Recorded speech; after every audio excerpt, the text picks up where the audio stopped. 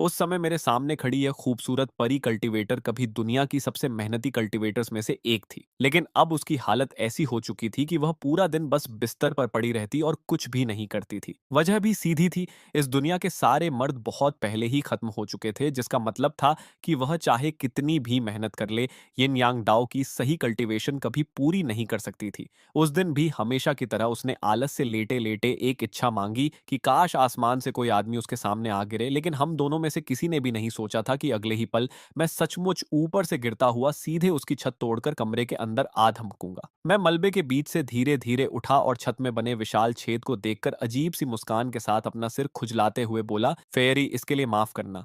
जितना भी मुआवजा चाहिए होगा मैं दे दूंगा। लेकिन गुस्सा होने की बजाय मेरे सामने खड़ी खूबसूरत महिला की आंखें अचानक चमक उठीं और वह उत्साह से बोली, तो फिर मेरे आदमी बन जाओ। मैं वहीं का वहीं जम गया और अविश्वास से उसकी तरफ देखने लगा। तुम चाहती हो कि मैं तुम्हारा आदमी बन जाऊं? मैं अभी इस बात को समझ भी नहीं पाया था कि उसने अचानक मेरा हाथ पकड़ लिया और मुझे खींचते हुए बिस्तर की तरफ ले जाने लगी। वह बेसब्री से बोली, हम अभी इसी वक्त ब्राइडल चेंबर में जाएंगे। मेरा पूरा दिमाग एकदम सुन्न पड़ गया। मैं घबराकर बोला, रुको, तुम्हारा मतलब शादी वाला है? लिू रुयान ने बिना एक पल गनवाए तुरंत सिर हिला दिया। साफ था कि अब उसके पास जरा भी धैर्य नहीं बचा था। अगले ही पल उसने सीधे अपनी बाहें मेरे गले में डाल दी और बिना किसी हिचकिचाहट के मुझे चूम लिया। मेरा दिमाग पूरी तरह खाली हो गया, लेकिन जब विरोध करना नामुमकिन था तो मैंने भी आंखें बंद कर लीं और उस पल को महसूस करने लगा। तभी अचानक बाहर से एक साफ और तेज महिला आवाज सुनाई दी, लिू रुयान, कोई आवाज मत करना। लिू रुयान घबराकर तुरंत मेरे कान के पास फुसफुसाई। आंगन के बाहर पीले वस्त्र पहने एक आध्यात्मिक आभा वाली युवती खड़ी थी। शेन वैनकिंग ने भौहें सिकोड़ते हुए शक भरे स्वर में पूछा, तुम क्या कर रही थी? इतनी देर क्यों लग गई? साफ दिख रहा था कि दोनों महिलाओं के रिश्ते पहले से ही अच्छे नहीं थे और अभी अभी उसका अच्छा खासा पल खराब हो गया था। इसलिए लियो रुयान का मूड और भी खराब हो चुका था। शेन वैनकिंग ने उसके पीछे बने घर की तरफ देखा और आंखें संकरी करते हुए बोली, मैंने अभी यहां से कुछ अजीब आवाजें सुनी थी।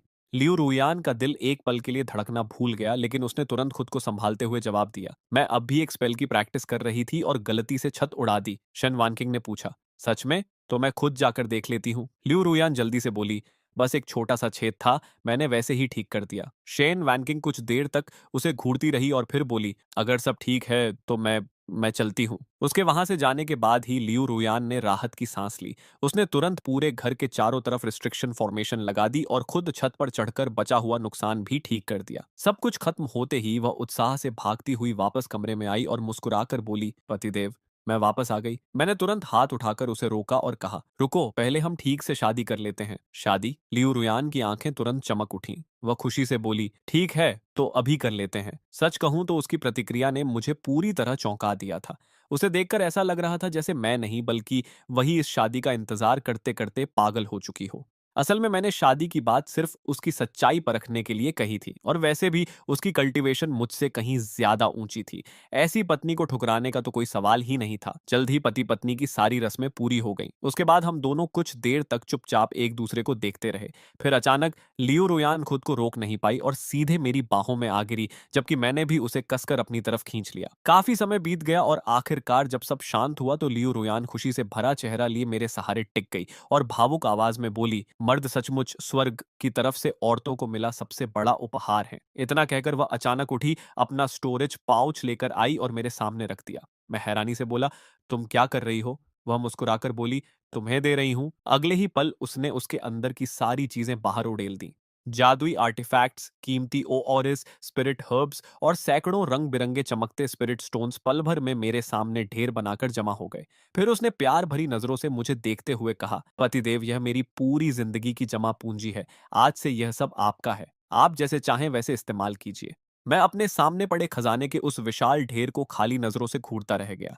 मेरे मुंह से अनायास निकला, ये सच नहीं हो सकता है ना? अपनी क्षमता के हिसाब से सोचूं तो मुझे इतना धन इकट्ठा करने में शायद कई दशक लग जाते। उसी पल लियो रुयान को देखने का मेरा नजरिया पूरी तरह बदल गया। ऐसी महिला से प्यार न करना लगभग नामुमकिन था। सच कहूं तो मुझे लगने लगा कि मैंने पिछले 8 जन्मों तक पुण्य जमा किए होंगे, तभी जाकर मुझे ऐसी पत्नी मिली है। दूसरी तरफ मेरी प्रतिक्रिया देखकर लियो रुयान और भी ज्यादा खुश हो गई। वह मुस्कुराते हुए बोली, जब तक आप हमेशा मेरे साथ रहेंगे, मैं भविष्य में जितने भी स्पिरिट स्टोन्स कमाऊंगी वो सब भी आपके ही होंगे। उसकी बात सुनकर मैंने हाथ हिलाया और गंभीर स्वर में कहा, मैं खुद भी स्पिरिट स्टोन्स कमा सकता हूँ। लेकिन जैसे ही मैंने यह कहा, लियू रुयान का चेहरा अचानक बदल गया। उसका पूरा शरीर तनाव से भर उठा। आखिर बाहर की दुनिया महिलाओं से भरी हुई थी। अगर मैं सचमुच बाहर निकल गया, तो वह उन सबके साथ कैसे मुकाबला कर पाती? उसने तुरंत मेरा हाथ पकड़ लिया और घबराकर बोली, पतिदेव, आप बिल्कुल भी बाहर नहीं जा सकते। बाहर बहुत खतरनाक है, वहां बहुत सारे डेमन्स हैं। यह सुनकर मेरा दिल कस गया। मैं जानता था कि डेमन्स इंसानों को जिंदा निगल जाने वाले भयानक जीव होते हैं और जियालिंग सिटी के आसपास उनकी संख्या भी कम नहीं थी। अभी मैं केवल ची रिफाइनमेंट के तीसरे स्तर पर था। ऐसे में बाहर जाना सीधे मौत को न्योता देने जैसा था। मैंने पूछा, तो फिर तुम्हारा क्या? लियू रुयान ने हल्की मुस्कान के साथ जवाब दिया, मेरी चिंता मत कीजिए। मैं यहाँ कई सालों से रह रही हूँ, लेकिन आप सच में बाहर नहीं जा सकते। आपको इस घर से एक कदम भी बाहर नहीं रखना चाहिए। मैं पहले कुछ भावुक सा कहना चाहता था, जैसे साथ जिएंगे और साथ मरेंगे, लेकिन अपनी मौजूदा ताकत देखकर मुझे खुद ही एहसास था कि अगर मैं उसके साथ बाहर गया तो सिर्फ बोझ बनूंगा। मैंने चुपचाप अपनी मुट्ठियां भींच लीं और मन ही मन सोचा, जैसे ही मेरी कल्टीवेशन ची रिफाइनमेंट के 5वें स्तर तक पहुंचेगी। लेकिन मैं अपनी सोच पूरी भी नहीं कर पाया था कि लियू रोयान ने तुरंत मुझे बीच में रोक दिया। वह बोली, जल्दी मत कीजिए, शुरुआती कल्चरेशन सबसे ज्यादा महत्वपूर्ण होती है। आपको धीरे धीरे और मजबूती से आगे बढ़ना चाहिए। मैंने कृतज्ञता से उसकी तरफ देखा और मुस्कुराकर कहा, पत्नी, तुम मेरे लिए बहुत अच्छी हो। चिंता मत करो, मैं आराम से कल्टीवेशन करूंगा। लेकिन दिल के अंदर मैंने खुद को और ज्यादा प्रेरित किया। मुझे जितनी जल्दी हो सके इतना मजबूत बनना था कि मैं उसके साथ कंधे से कंधा मिलाकर लड़ सकूं। उधर लियू रोयान ने जब आखिरकार मुझे घर पर सुरक्षित रहने के लिए मना लिया, तो उसने मन ही मन राहत की लंबी सांस ली। अगली सुबह वह उत्साह से अपनी बैटल रोब्स पहनकर काम पर निकल गई। आखिर उसे अपने पति के लिए कमाना जो था। नॉर्दर्न माउंटेन के स्पिरिट स्टोन माइन में पहुंचने के बाद लियू रुयान पहले से भी ज्यादा मेहनत करने लगी। संकरी और अंधेरी खान की सुरंग के अंदर वह लगातार अपनी पिकैक्स से चलाती रही और खुशी खुशी खुद से बड़बड़ाती रही, मुझे अपने पति के लिए और ज्यादा स्पिरिट स्टोन्स निकालने होंगे। मैं उनके लिए बेहतर रोब्स खरीदूंगी, बेहतर मैजिकल आर्टिफैक्ट्स खरीदूंगी, फ्लाइंग स्वॉर्ड्स खरीदूंगी। जहां तक पिल्स का सवाल है, उन्हें अभी ज्यादा नहीं खरीद सकती। उनकी कल्टीवेशन बहुत तेजी से नहीं बढ़नी चाहिए। अगर वो घर से बाहर निकल गए तो बहुत खतरा होगा। बाहर की दुनिया डीमन से भरी हुई है और मुझे सपोर्ट मैजिक के लिए भी पैसे बचाने होंगे, ताकि मैं अपने पति की और अच्छी तरह रक्षा कर सकूं। स्पिरिट स्टोन्स निकालते निकालते वह हमारे भविष्य की हर छोटी बड़ी योजना मन ही मन बनाती जा रही थी। तभी अचानक एक चट्टान टूटकर खुली और उसके अंदर से चमकता हुआ क्रिस्टल दिखाई दिया। लियू रुयान की आंखें तुरंत खुशी से चमक उठीं। उसने उसे निकालकर अपने पास रखी बांस की टोकरी में फेंक दिया और उत्साहित होकर बोली, जब से मुझे पति मिला है, मेरी किस्मत भी बेहतर हो गई है। आज तो मैं जरूर ढेर सारे स्पिरिट स्टोन्स निकालूंगी। शाम तक काम खत्म होने के समय उसने 50 से भी ज्यादा स्पिरिट स्टोन्स निकाल लिए थे। बंटवारे के हिसाब से सिर्फ उसके हिस्से में ही 5 से ज्यादा स्टोनस आने वाले थे। यह देखकर शेन वानकिंग पूरी तरह हैरान रह गई। उसने अविश्वास से पूछा, तुमने आज सचमुच 50 से ज्यादा स्पिरिट स्टोन्स निकाले हैं? क्या तुम्हें कोई खजाना मिल गया था? वह इस खान की सुपरवाइजर थी और लियू रुयान की सामान्य क्षमता को किसी से ज्यादा अच्छी तरह जानती थी। लियू रुयान ने तुरंत घमंड भरे अंदाज में जवाब दिया, क्या मुझे अपनी हर छोटी बड़ी बात की रिपोर्ट तुम्हें देनी पड़ेगी? शेन वैनकिंग ने ठंडी आवाज में नाक सिकोड़ते हुए कहा। साफ था कि उसे इस बात की बिल्कुल परवाह नहीं थी। वह व्यंग्य से बोली, आज बस तुम्हारी किस्मत अच्छी थी। देखते हैं कल कितने स्पिरिट स्टोन्स निकाल पाती हो। तभी आसपास मौजूद दूसरी महिलाएं भी तुरंत लियू रुयान के पास इकट्ठा हो गईं और उससे पूछने लगीं कि उसने इतने सारे स्पिरिट स्टोन्स आखिर निकाले कैसे। लियू रुयान ने बड़े आराम से हाथ हिलाया और मुस्कुराकर जवाब दिया, जब तुम सब भविष्य में छी रिफाइनमेंट के 9वें स्तर तक पहुंच जाओगी, तब तुम भी ऐसा कर पाओगी। बेशक लियू रुयान कभी भी असली वजह नहीं बताने वाली थी। आखिर जब से उसे एक हस्बैंड मिला था, उसकी मोटिवेशन तो मानो आसमान छूने लगी थी। आसपास खड़ी बाकी महिलाएं उसकी बात सुनकर बस बेबस होकर आंखें घुमाने लगीं। उनमें से एक ने होंठ सिकोड़ते हुए कहा, अगर हमें सिखाना नहीं चाहती तो सीधा सीधा कह दो। लेकिन उसी समय शेन वैनकिंग की निगाहों में एक हल्की सी चमक उभरी। पिछली रात से ही लियू रुयान उसे अजीब लग रही थी और आज तो वह पहले से भी ज्यादा सस्पिशियस दिखाई दे रही थी। उसने मन ही मन फैसला कर लिया कि मौका मिलते ही वह इसकी पूरी तहकीकात करेगी। उसे जरा भी अंदाजा नहीं था कि यही इन्वेस्टिगेशन आगे चलकर उसकी पूरी जिंदगी बदल देगी। ठीक है, मैं चलती हूँ, बाद में मिलते हैं। लियू रुयान खुशी खुशी बोली और अपना सामान समेटकर अपनी फ्लाइंग स्वॉर्ड पर सवार हो गई। अगले ही पल वह जितनी तेजी से हो सकता था अपने घर की तरफ उड़ गई। दूसरी तरफ मैं पूरे दिन घर के अंदर ही बंद रहा था। बाहर की दुनिया खतरों से भरी हुई थी, इसलिए बाहर निकलने का सवाल ही नहीं था। लेकिन अब मेरी एक पत्नी थी और मैं उसे हमेशा अकेले बाहर मेहनत करते हुए नहीं देख सकता था। इसलिए मैंने घर बैठे कमाई करने के तरीकों के बारे में सोचना शुरू किया। शायद टैलिस्मन्स बनाकर, पिल्स रिफाइन करके या फिर कोई और साइड वर्क करके मैं भी परिवार का सहारा बन सकता था। कुछ देर बाद मैंने समय का हिसाब लगाया तो एहसास हुआ कि लियो रुयान के लौटने का समय होने वाला है। इसलिए मैंने बाकी बातें छोड़कर खाना बनाने का फैसला किया। मेरी पत्नी बाहर इतनी मेहनत कर रही थी तो घर के काम संभालना मेरी जिम्मेदारी थी। मैंने 3 डिशेस और एक सूप तैयार किया, फिर एक बड़ा सा बर्तन भरकर गर्म पानी भी उबाल दिया ताकि लौटने के बाद वह आराम से अपने पैर भिगोकर थकान उतार सके। थोड़ी ही देर बाद बाहर से फ्लाइंग स्वॉर्ड के उतरने की आवाज सुनाई दी। लियो रोयान ने फॉर्मेशन बैरियर खोला और कोर्टयार्ड में कदम रखा। मैं तुरंत दरवाजे तक भागा और उसके लिए दरवाजा खोल दिया। पत्नी सब ठीक है ना सेठ? मैंने चिंता भरे स्वर में पूछा। लियो रुयान ने हल्के से सिर हिलाया और मुस्कुराकर कहा, हाँ सब अच्छा रहा। लेकिन उसके दिल में एक अलग ही उथल पुथल चल रही थी। वह जानती थी कि मुझे अपने पास रखने के लिए उसने कुछ बातें छिपाई थीं और इसी वजह से उसे हल्का सा अपराध बोध भी हो रहा था। साथ ही उसे हर पल यह डर सताता था कि कहीं मैं सिर्फ एक सपना न निकल जाऊं और उसके दूर रहते ही अचानक गायब न हो जाऊं। इसलिए पूरा दिन वह खुशी और बेचैनी के बीच झूलती रही थी। मैंने उसे अपनी बाहों में भर लिया और मुस्कुराकर कहा, आओ पहले तुम्हारा पसीना साफ कर दूं और फिर गर्म पानी में पैर रखकर आराम कर लो। यह सुनते ही लियू रुयान घबरा गई। ऐसा कैसे हो सकता है? पति मेरी सेवा कैसे कर सकते हैं? सेवा तो मुझे आपकी करनी चाहिए। मैंने उसे हल्के से बैठाते हुए कहा, शांत रहो और बैठ जाओ। लियू रुयान बस मुझे देखती रह गई। उसकी नजरों में मैं इतना परफेक्ट था कि उसे यकीन ही नहीं हो रहा था। इस दुनिया में कौन सा आदमी किसी औरत की सेवा करता था? यहाँ तो हमेशा महिलाएं ही पुरुषों की सेवा करती थीं। उस पल उसे सच में लगा कि उसने जरूर 8 जन्मों के पुण्य कमाए होंगे जो स्वर्ग ने उसे ऐसा पति दिया। मैं गर्म पानी का बासन लेकर उसके सामने घुटनों के बल बैठ गया और बोला, पत्नी पैर ऊपर करो। लियू रुयान का दिल घबराहट से बेकाबू हो गया। पतिदेव आप ऐसा बिल्कुल नहीं कर सकते। उसके लिए अपने पति से जूते उतरवाना किसी असंभव सपने जैसा था। अगर बाहर की दूसरी महिलाओं को इस बात का पता चल जाता तो शायद वे उसे पीट पीट कर मार डालती या अपनी जलन भरी बातों से ही डुबो देती। लेकिन मैंने उसकी बात नहीं मानी। मैंने खुद उसके जूते उतारे और धीरे से उसके पैर गर्म पानी में रख दिए। उस पल उसकी आंखें लगभग भर आईं। उसे समझ नहीं आ रहा था कि आखिर उसने ऐसा क्या किया था जो उसे इतनी खुशी मिली। पैरों की मालिश करने के बाद मैं उसके पीछे गया और उसके कंधों की मालिश भी करने लगा। इससे वह और भी ज्यादा शर्मिंदा और भावुक हो गई। जब सब खत्म हुआ तो मैंने मुस्कुराकर कहा, खाना काफी देर से तैयार है, चलो खाना खाते हैं। लियो रुयान ने सिर हिलाया और खुद चावल परोसने चली गई। इस बार मैंने उसे नहीं रोका क्योंकि मैं समझ सकता था कि वह अभी भी थोड़ी असहज महसूस कर रही थी। आखिर शादी का मतलब यही था कि पति पत्नी दोनों एक दूसरे का सहारा बने। जल्द ही हम दोनों खाने की मेज पर साथ बैठे थे। हम एक दूसरे को खाना खिलाते हुए उस गर्मजोशी भरे माहौल का आनंद ले रहे थे। दूसरी तरफ हमारे घर से कई 100 मीटर दूर आसमान में शेन वैनकिंग अपनी जेट स्वॉर्ड पर खड़ी थी और हमारे घर को घूर रही थी। उसकी भौहें धीरे धीरे सिकुड़ती जा रही थीं।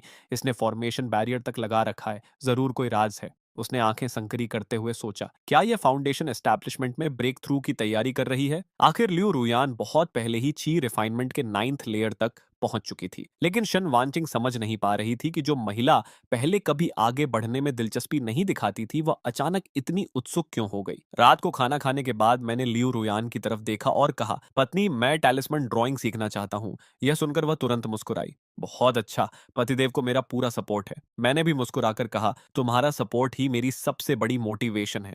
फिर मैंने आगे कहा, मैं एल्केमी भी ट्राई करना चाहता हूं ताकि देख सकूं कि मैं किस चीज में ज्यादा टैलेंटेड हूं। लियो रुयान ने हल्का सा सोचा और बोली, एल्केमी बहुत मुश्किल होती है। उसके लिए स्पिरिट हर्ब्स, पिल फॉर्मूलाज और पिल फर्नेसेस चाहिए होते हैं।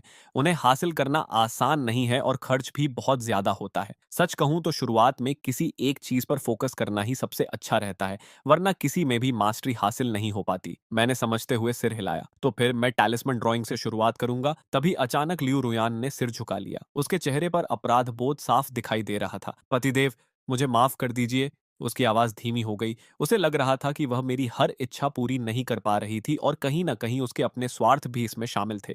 दिल के किसी कोने में वह खुद को मेरे लायक नहीं समझती थी। लेकिन मैंने तुरंत उसे अपनी बाहों में खींच लिया और कहा, पति पत्नी के बीच जरूरत से ज्यादा शिष्टाचार सिर्फ दूरी पैदा करता है। हमारे लिए सबसे अच्छा यही है कि हम एक दूसरे के साथ स्वाभाविक रहें। मेरी बात सुनते ही उसके चेहरे पर फिर से चमक लौट आई। उसने उत्साह से आज कमाए हुए स्पिरिट स्टोन्स निकाले और बच्चे की तरह गर्व से बोली, पतिदेव आज मैंने 5 स्पिरिट स्टोन्स कमाए हैं। मैंने उन चमकते पत्थरों को देखा और मुस्कुराकर कहा, 5 स्पिरिट स्टोन्स? पत्नी तुम कमाल हो। आखिर एक स्पिरिट स्टोन की कीमत 100 गोल्ड टेल से भी ज्यादा थी और ज्यादातर समय तो पैसे देकर भी नहीं खरीदा जा सकता था। लियो रुयान ने गर्व से सीना फुला लिया।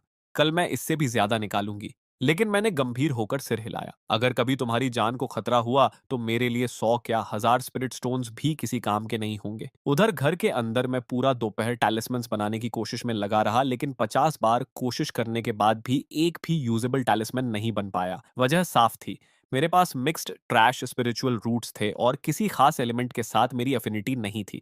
ऐसे में स्पिरिचुअल एनर्जी को शुद्ध रूप में कंट्रोल करना मेरे लिए बेहद मुश्किल काम था। सामान्य तौर पर इस समस्या का हल स्पेशल टूल्स से निकाला जा सकता था, जैसे कि प्योर एलिमेंटल स्पिरिचुअल मटेरियल्स से बने टैलिस्मन ब्रशेस, लेकिन फिलहाल मेरे पास ऐसी कोई चीज बनाने का तरीका नहीं था। आखिरकार मैंने हार मान ली और सोचा कि लियू रुयान के लौटने के बाद हम दोनों मिलकर इसका कोई समाधान निकालेंगे। दूसरी तरफ शाम के समय जब लियू रुयान माइनिंग ग्राउंड पहुंची तो शेन वानकिंग उसे देखकर पूरी तरह हैरान रह गई। उसने अविश्वास से पूछा, 58 स्पिरिट स्टोन्स टनल नंबर 7 से? यहां तक कि वह खुद भी यकीन नहीं कर पा रही थी कि कोई वहां से इतना कुछ निकाल सकता है। यह उसकी सारी उम्मीदों से कहीं ज्यादा था। लेकिन लियू रुयान ने हमेशा की तरह शांत चेहरा बनाए रखा और अपना हाथ आगे बढ़ाकर बोली, मुझे 6 स्पिरिट स्टोन्स दो। उसके पास कल की कुछ बची हुई कमाई भी थी, इसलिए आज का हिस्सा मिलाकर उसके पास कुल 6 स्टोन्स हो जाते, यानी कल से एक ज्यादा। और इसका मतलब था कि आज घर लौटने पर उसे अपने हस्बैंड से कल से भी ज्यादा तारीफ मिलेगी। इस बार शेन वैनकिंग ने बहस नहीं की। उसने सीधे 6 स्पिरिट स्टोन्स उसके हाथ में रख दिए। उन्हें मिलते ही लियू रुयान की आंखों में खुशी चमक उठी और वह बिना समय बर्बाद किए अपनी सोट पर सवार होकर घर की तरफ उड़ गई। जैसे ही वह घर के अंदर दाखिल हुई, वह लगभग दौड़ती हुई मेरे पास आई और गर्व से बोली, पतिदेव, आज मैंने 6 स्पिरिट स्टोन्स कमाए हैं। उसकी आवाज में ऐसी खुशी थी जैसे कोई बच्चा अपनी सबसे बड़ी उपलब्धि दिखा रहा हो। मैं मुस्कुराया और उसे अपनी तरफ खींचते हुए बोला, पत्नी तुम कमाल हो, इधर आओ, मुझे तुम्हें किस करने दो। मेरी बात सुनते ही लियू रुयान का चेहरा खुशी से खिल उठा। वह लगभग पिघलती हुई बोली, पतिदेव, आप मेरे लिए बहुत अच्छे हैं। आज रात मुझे भी आपको ठीक से खुश करना होगा। कुछ देर तक हम दोनों ने एक दूसरे के साथ समय बिताया और फिर साथ बैठकर खाना खाने लगे। खाना खाते वक्त मैंने उसे टैलिस्मन ब्रश वाली परेशानी के बारे में बताया। मेरी बात सुनकर उसने बिना जरा भी सोचे आत्मविश्वास से कहा, कोई समस्या नहीं है, मैं आपके लिए सूटेबल स्पिरिचुअल मटेरियल्स ढूंढ लाऊंगी। मैं उसे देखकर मुस्कुरा दिया। सच कहूं तो उस पल मुझे लगा कि मेरी पत्नी हर समस्या का समाधान निकाल सकती है। मैंने प्रशंसा भरी नजरों से उसकी तरफ देखते हुए कहा, पत्नी तुम सच में इनक्रेडिबल हो। तभी अचानक मुझे कुछ याद आया और मैंने उत्सुकता से पूछा, वैसे पत्नी, क्या तुम्हारे पास कोई डुअल कल्टीवेशन टेक्निक्स हैं? जैसे ही लियू रुयान ने डुअल कल्टीवेशन टेक्निक शब्द सुना, उसकी आंखें अचानक चमक उठीं और हैरानी की बात यह थी कि वह मुझसे भी ज्यादा एक्साइटेड लग रही थी। अगली सुबह सूरज निकलते ही लियू रुयान मेरे लिए फायर एलिमेंट स्पिरिचुअल मटेरियल्स लेने निकल पड़ी। उसका इरादा मेरे लिए खास तौर पर एक स्पेशल ब्रश हैंडल बनवाने का था। काफी कोशिशों के बाद उसे fire element grade Z material मिल गया और वह उसे लेकर फिर से माइन टनल नंबर 7 की तरफ बढ़ी। लेकिन इस बार शेन वॉन्किंग ने अचानक उसे रोक लिया। आज टनल नंबर 1 खाली है। लियू रुयान थोड़ी हैरान हुई, लेकिन उसने ज्यादा ध्यान नहीं दिया। अगर वहां से कुछ फायर एलिमेंट स्पिरिट स्टोन्स मिल जाते तो वह तुरंत फॉर्मेशन लगाकर ब्रश हैंडल को रिफाइन कर सकती थी। असल में शेन वॉन्किंग का रवैया अचानक इसलिए बदल गया था क्योंकि उसे गलतफहमी हो गई थी कि लियू रुयान फाउंडेशन एस्टैब्लिशमेंट के लिए तैयारी कर रही है। फाउंडेशन एस्टैब्लिशमेंट रेल्म में पहुंचना किसी कल्टीवेटर की जिंदगी का बेहद महत्वपूर्ण मोड़ माना जाता था और विमेंस किंगडम में लोग आमतौर पर एक दूसरे को जान से मारने जैसी हरकतें नहीं करते थे। कुछ ही देर में लियू रुयान ने 6 फायर एलिमेंट स्पिरिट स्टोन्स निकाल लिए। फिर उसने वहीं एक फॉर्मेशन स्थापित किया और ब्रश हैंडल को रिफाइन करना शुरू कर दिया।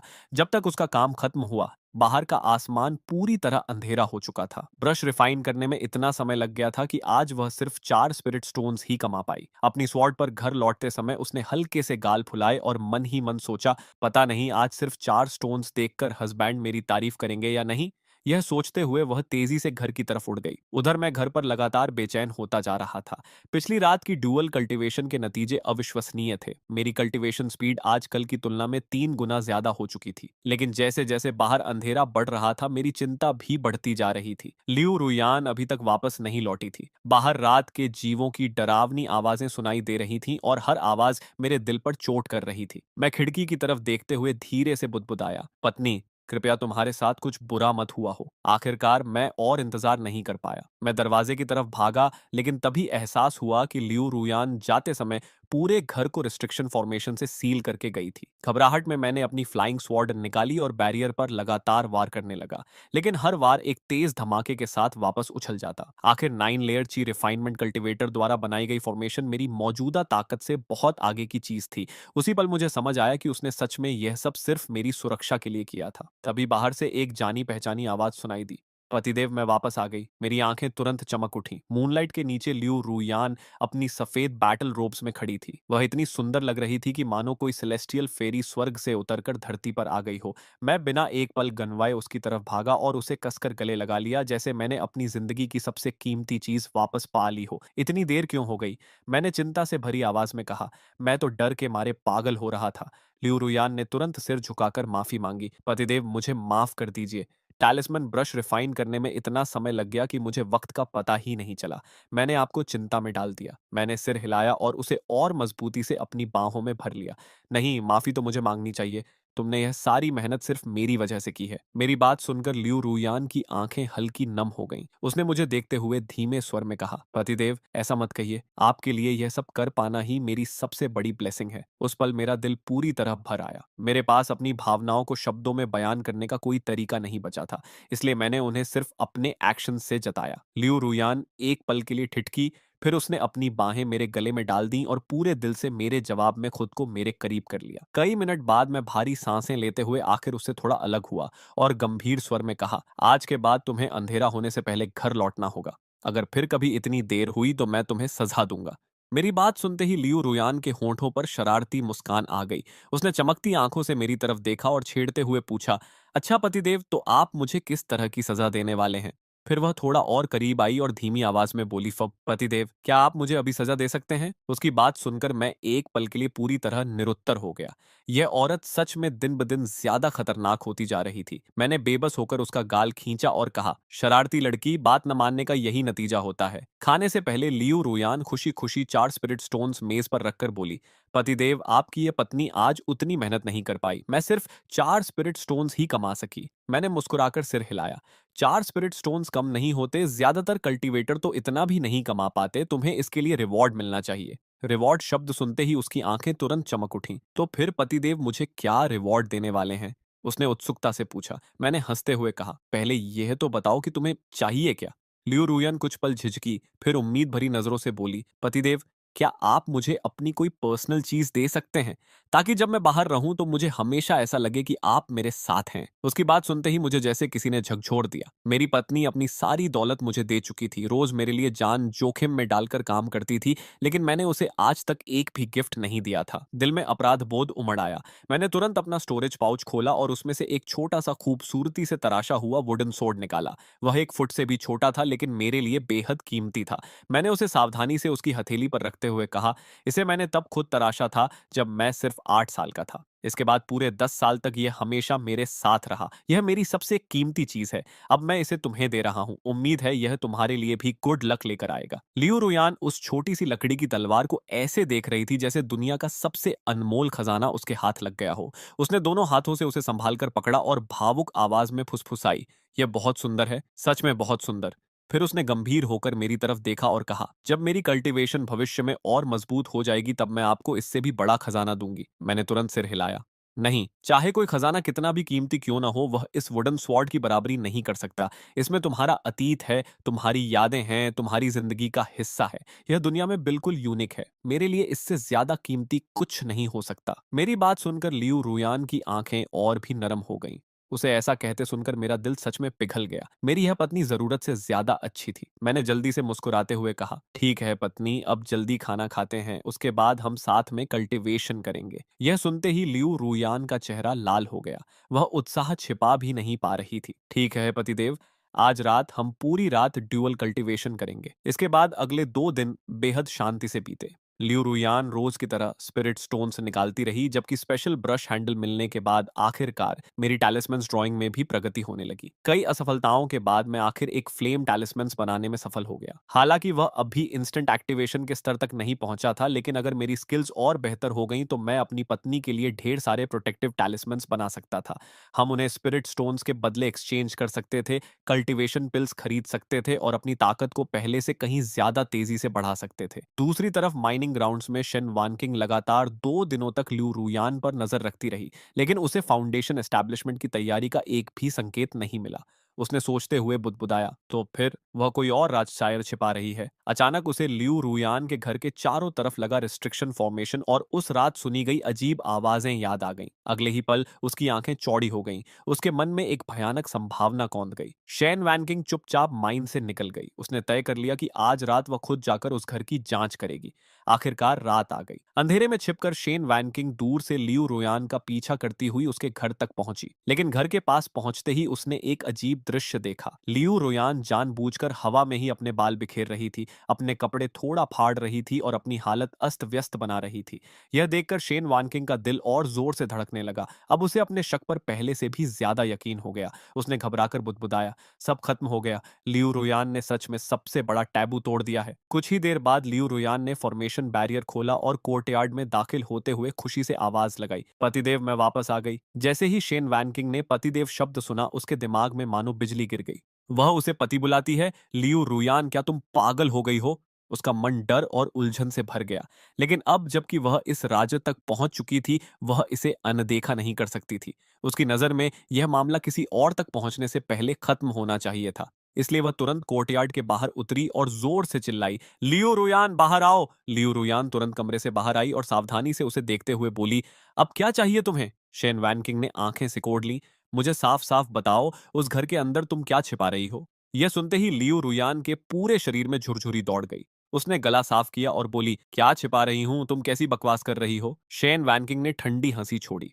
अब नाटक बंद करो, मैंने सब देख और सुन लिया है। जल्दी से उस चीज से छुटकारा पाओ, अगर ऐसा करोगी तो मैं भी दिखावा करूंगी कि मैंने कुछ नहीं देखा। लेकिन जैसे ही लियू रुयान ने छुटकारा पाओ शब्द सुने, वह पूरी तरह स्तब्ध रह गई। छुटकारा? एक आदमी से? इस पूरे विमेंस किंगडम में जहां दूसरा कोई आदमी मौजूद ही नहीं था, ऐसा कैसे हो सकता था? उधर अपनी बात कहकर शेन वैनकिंग मुड़कर जाने लगी। लियू रुयान ने तुरंत उसका हाथ पकड़ लिया। तुम आखिर कहना क्या चाहती हो? शेन वैनकिंग ने भौहें सिकोड़ ली। मुझे तुम्हारे साथ वो अजीब और घिनौनी चीजें करने में कोई दिलचस्पी नहीं है।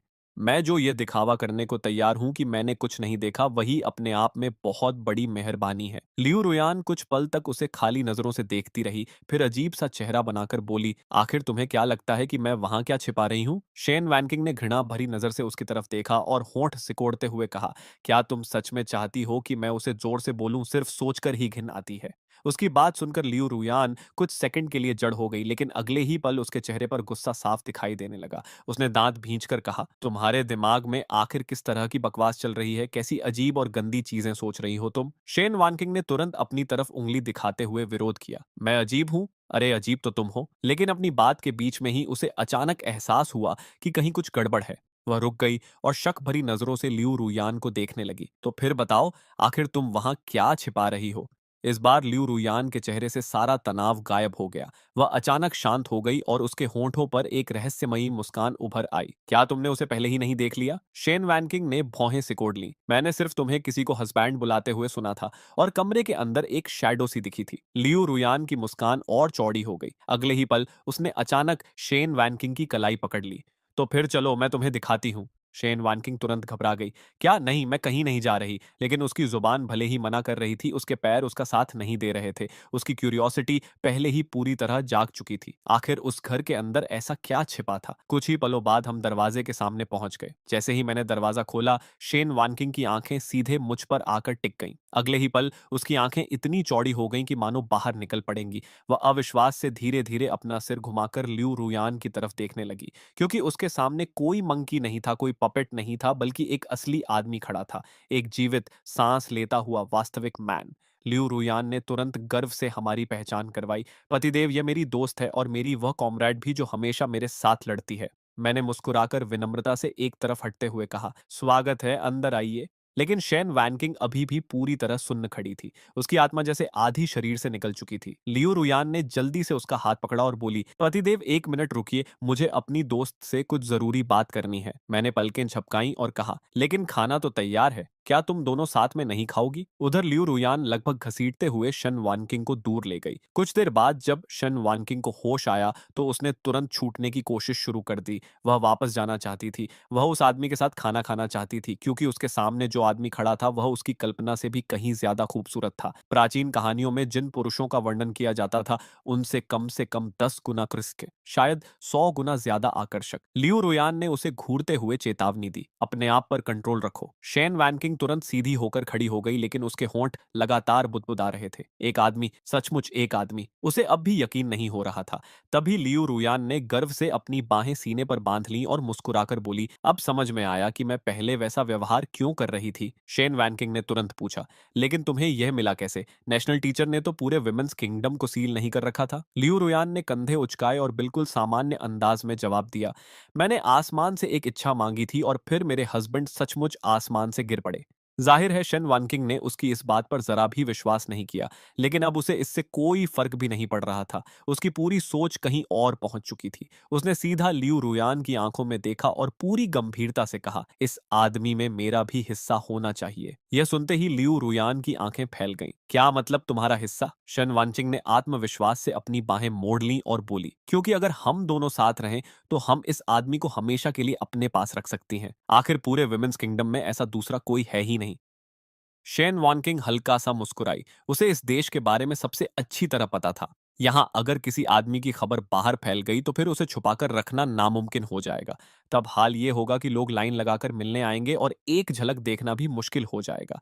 उसने लियू रुयान की तरफ देखा और बोली, वैसे तुमने मुझे उससे मिलवाया ही है तो कहीं ना कहीं तुम्हारा भी यही इरादा था ना? लियू रुयान ने उसे गौर से देखा और कहा, तुम काफी समझदार हो, ठीक है, लेकिन तुम्हें मेरी बात माननी होगी। शेन वैनकिंग ने तुरंत सिर हिलाया, ठीक है, जैसा तुम कहो। लेकिन फिर लियू रुयान बोली, इतना आसान नहीं है। मैं और मेरे पति पहले ही शादी कर चुके हैं। यह सुनकर शन वानशिंग ने दांत भींच लिए, लेकिन उसके पास कोई और रास्ता भी नहीं था। फिर उसने बात बदलते हुए पूछा, वैसे तुमने उन्हें अपने पास कैसे रोके रखा? लियू रुयान मुस्कुराई और अपना पूरा प्लान बताने लगी। सब सुनने के बाद शेन वैनकिंग को समझ आ गया। उसने कहा, सच कहूं तो तरीका बुरा नहीं है और तुमने झूठ भी नहीं बोला। यहाँ सच में बहुत सारे राक्षस हैं, बस सबकी सब राक्षसी औरतें हैं। दोनों हंस पड़ी। फिर लियू रुयान ने गंभीर होकर कहा, लेकिन एक बात सच है, मैं अपने पति से दिल से प्यार करती हूँ। उसकी आंखों में पूरा भरोसा था। कुछ ही दिनों में वह मुझसे पूरी तरह प्यार करने लगी थी। फिर उसने शेन वैनकिंग से कहा, कल मैं कोशिश करूंगी कि मेरे पति तुम्हें भी स्वीकार कर लें, लेकिन आगे से हर रात किसके साथ रहना है इसका फैसला वही करेंगे।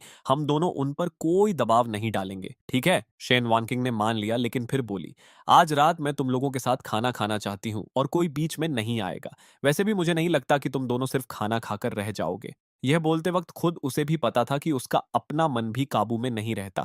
फिर उसने कहा कि यह छोटा घर सुरक्षित नहीं है। बेहतर होगा कि कल छुट्टी लेकर पीछे पहाड़ों में एक छिपा हुआ घर बनाया जाए। लियू रुयान को भी यह बात सही लगी। वह नहीं चाहती थी कि कोई दूसरी शेन वैनकिंग भी उन्हें ढूंढ निकाले। आखिर फैसला हो गया। लियू रुयान बोली, ठीक है, अब मैं अंदर जाकर अपने पति के साथ खाना खाऊंगी, तुम भी जाओ, ज्यादा देर हुई तो उन्हें मेरी चिंता होगी। शेन वैनकिंग के चेहरे पर साफ जलन दिख रही थी। उसका भी मन था कि अंदर जाए, लेकिन वह कुछ नहीं कर सकी। लियू रुयान के अंदर जाते ही शेन वैनकिंग वहां से नहीं गई। वह जंगल की तरफ चली गई और दूर से हमारी रखवाली करने लगी। उसे डर था कि कहीं कोई और हमें ढूंढ न ले। लेकिन जैसे जैसे वह सोचती कि मैं और लियू रुयान अंदर साथ बैठकर खाना खा रहे होंगे, उसके दिल में अजीब सी चुभन होने लगती। तभी लियू रुयान ने बताया कि उसकी दोस्त चली गई है। मैंने हैरानी से पूछा, वो सच में तुम्हारी दोस्त है? कुछ दिन पहले तो तुम दोनों एक दूसरे की दुश्मन लग रही थी। लियू रुयान मुस्कुराई और बोली, पतिदेव, आपको मेरी वो दोस्त सुंदर लगती है? यह सुनते ही मैं सीधा सतर्क हो गया। मैंने जल्दी से कहा, अरे नहीं, ऐसा कुछ मत सोचो, मैं तो बस तुम्हारी वजह से उसके बारे में पूछ रहा था। मेरा उसके लिए कोई अलग मतलब नहीं है। लियू रुयान का चेहरा थोड़ा लाल हो गया। उसने धीरे से पूछा, सच? मैंने बिना सोचे कहा, बिल्कुल सच। मेरे पास तुम्हारी जैसी सुंदर, समझदार और ताकतवर पत्नी है, फिर मुझे और क्या चाहिए? लेकिन लियू रुयान फिर बोली, मैं मजाक नहीं कर रही, सच सच बताओ, वो तुम्हें कैसी लगती है? पसंद है? उसका चेहरा देखकर मुझे लगा मामला खतरनाक दिशा में जा रहा है। मैंने तुरंत कहा, मेरी नजर में सबसे सुंदर सिर्फ तुम हो, वो तुम्हारे सामने कुछ भी नहीं है। मेरी बात सुनकर लियू रुयान ने आखिर अपने मन की बात बता दी। उसने कहा, तुम जानते हो मैं रोज बाहर राक्षसों से लड़ती हूँ, यह काम बहुत खतरनाक है। अगर मेरे साथ कोई भरोसेमंद बहन जैसी साथी हो तो सब आसान हो जाएगा। इसलिए मैं चाहती हूँ कि तुम उससे भी शादी कर लो। यह सुनते ही मैंने तुरंत मना कर दिया। तुम आखिर सोच क्या रही हो, मुझे क्या समझ रखा है? सच कहूं तो उसकी बात सुनकर मुझे थोड़ा बुरा भी लगा। ऐसा लगा जैसे वह मुझे किसी और के साथ बांटना चाहती हो। उसे उसकी गलती समझाने के लिए मैंने उसे गोद में उठा लिया और बिस्तर की तरफ चल पड़ा। लियो रुयान ने घबराकर मेरी गर्दन पकड़ ली। उसी समय बाहर शेन वैनकिंग बेचैन होकर पहरा दे रही थी। उसकी नजर बार बार घर की तरफ जा रही थी। उसके मन में बार बार यही ख्याल आ रहा था कि शायद इस वक्त मैं और लियो रुयान साथ बैठे होंगे। जितना वह सोचती उतनी ही उसे जलन होती। फिर उसके मन में एक और ख्याल आया, अगर मैं भी।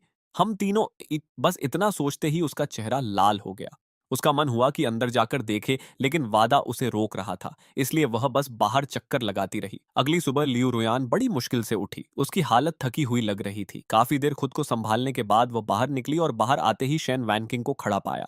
उसने पूछा, तुम अभी आई हो या रात भर यहीं थी? शेन वैनकिंग ने जवाब दिया, जी रात भर यहीं थी। यह सुनकर लियू रुयान भी हैरान रह गई। तभी शेन वैनकिंग ने पूछा, तुम्हारी आवाज को क्या हुआ? अचानक इतनी बैठी हुई क्यों लग रही है? यह सुनते ही लियू रुयान चौंक गई और बोली, ये सब तुम्हारी वजह से हुआ है। तुम्हारी बात की वजह से मुझे पूरी रात सजा मिली। शेन वैनकिंग तुरंत गुस्से में आ गई। क्या उन्होंने तुम्हें मारा? लेकिन अगले ही पल खुद ही बोली, नहीं ये कैसे हो सकता है, वो तो तुमसे कमजोर हैं। लियू रुयान का चेहरा लाल हो गया। उसने बस इतना कहा, उन्होंने मुझे मारा नहीं, बाकी बातें तुम्हें बाद में समझ आ जाएंगी। शेन वैनकिंग और भी कंफ्यूज हो गई, लेकिन ल्यू रुयन ने तुरंत बात बदल दी। चलो आज हमारे पास बहुत काम है। दोनों पहले छुट्टी लेने गईं और फिर पीछे के पहाड़ों की तरफ निकल पड़ी। वहां घना जंगल था और जंगली दैत्य भी रहते थे। कमजोर लोग अकेले वहां जाने की हिम्मत नहीं करते थे। काफी देर जगह देखने के बाद उन्हें एक सुनसान घाटी पसंद आई। जगह सुरक्षा के लिए बिल्कुल सही थी। फिर दोनों ने वहीं नया घर बनाना शुरू कर दिया। थोड़ी ही देर में एक अच्छा सा छिपा हुआ घर तैयार हो गया। अंदर सामान रखा गया और जगह को आरामदायक बना दिया गया। सब खत्म होने के बाद शेन वानकिंग खुशी से बोली, चलो अब पतिदेव को लेने चलते हैं। वह इतनी खुश थी कि जैसे नई जिंदगी शुरू होने का इंतजार ही नहीं कर पा रही थी। लेकिन तभी लियू रुयान ने उसे रोक दिया। शेन वैनकिंग ने पूछा, क्या हुआ? लियू रुयान थोड़ी झिझकते हुए बोली, वो अभी पतिदेव ने तुम्हें स्वीकार नहीं किया है। शायद तुम्हें कुछ दिन और इंतजार करना पड़े। यह सुनते ही शेन वैनकिंग का चेहरा बदल गया। क्या मतलब? मैंने इतना सब किया, पूरा एक दिन और एक रात इंतजार किया और अब तुम कह रही हो नहीं होगा? मुझे तो लगता है तुमने ठीक से बात ही नहीं की। फिर उसने जिद से कहा, मुझे कुछ नहीं सुनना, आज रात ही मुझे पतिदेव के साथ शादी करनी है। लियू रुयान ने पूछा, और अगर नहीं हुआ तो? शनवंशिंग बोली, तो फिर क्या, मैं सबको बता दूं। लियू रुयान भी इस बार सख्त हो गई। अगर तुमने ऐसा किया तो तुम्हारे पास कोई मौका नहीं बचेगा। शेन वैनकिंग ने तुरंत जवाब दिया, तो सच यही है, तुम बीच में रुकावट डाल रही हो, तुम्हारा मन बदल गया है। अगर मुझे नहीं मिलेगा तो फिर किसी को भी नहीं मिलेगा। लियू रोयान को उम्मीद नहीं थी कि शेन वैनकिंग इतनी जिद्दी निकलेगी। उसने नरम होकर कहा, मैंने मना नहीं किया, बस कुछ दिन इंतजार करने को कहा है। लेकिन शेन वानकिंग ने सिर हिलाया और पूरी जिद के साथ बोली, एक दिन भी नहीं, आज रात, अभी, इसी वक्त। क्योंकि आज एक दिन रुकी तो कल 2 दिन रुकना पड़ेगा। शेन वॉनकिंग ने जिद पकड़ ली थी। वह बोली, जितना ज्यादा इंतजार होगा उतनी ज्यादा परेशानी खड़ी हो सकती है। मैं तो तैयार हूं, लेकिन असली दिक्कत यह है कि तुम्हारे पति मुझे स्वीकार ही नहीं कर रहे। फिर उसने नाराज होकर कहा, आखिर क्यों? मुझ में कमी क्या है? मैं जवान हूं, सुंदर हूं, फिर भी वो मुझे क्यों नहीं चाहते? मुझे पूरा यकीन है कि तुमने उनके सामने मेरी तारीफ नहीं की होगी। लियो रोयान ने तुरंत विरोध किया। उसकी आंखों में नरमी आ गई और वह बोली, मेरे पति अलग हैं, वो बहुत वफादार इंसान है, उनके दिल में सिर्फ मैं हूं। शैन वैनकिंग ने ठंडी हंसी के साथ कहा, मुझे उनके दिल से मतलब नहीं, मुझे बस उन्हें अपने पास चाहिए। चाहे वो क्या सोचते हो, आज रात ही फैसला होगा। लियू रुयान को समझ नहीं आ रहा था कि उसे कैसे समझाए। आखिर उसने कहा, तुम्हें उनके दिल की परवाह नहीं होगी, लेकिन मुझे है। मैं उन्हें किसी भी तरह दुख नहीं पहुंचाना चाहती। शेन वैनकिंग ने तुरंत कहा, देखा, फिर वही बात, साफ है कि तुम ही बीच में रुकावट डाल रही हो। इतना कहकर उसने अपनी उड़ने वाली तलवार भी निकाल ली। मामला बिगड़ता देख लियू रुयान ने गहरी सांस ली और बोली, ठीक है, पहले मेरी बात सुन लो, जैसा मैं कहूं वैसा करना। उसी समय मैं घर पर था कि अचानक बाहर से लियू रुयान की आवाज आई, पतिदेव मैं वापस आ गई। मैं बाहर निकला तो एक पल के लिए दंग रह गया। लियू रुयान के कपड़े फटे हुए थे, शरीर पर चोटों के निशान थे और कुछ जगह खून भी लगा हुआ था। उसके पीछे शेन वैनकिंग भी खड़ी थी। उसकी हालत भी लगभग वैसी ही थी।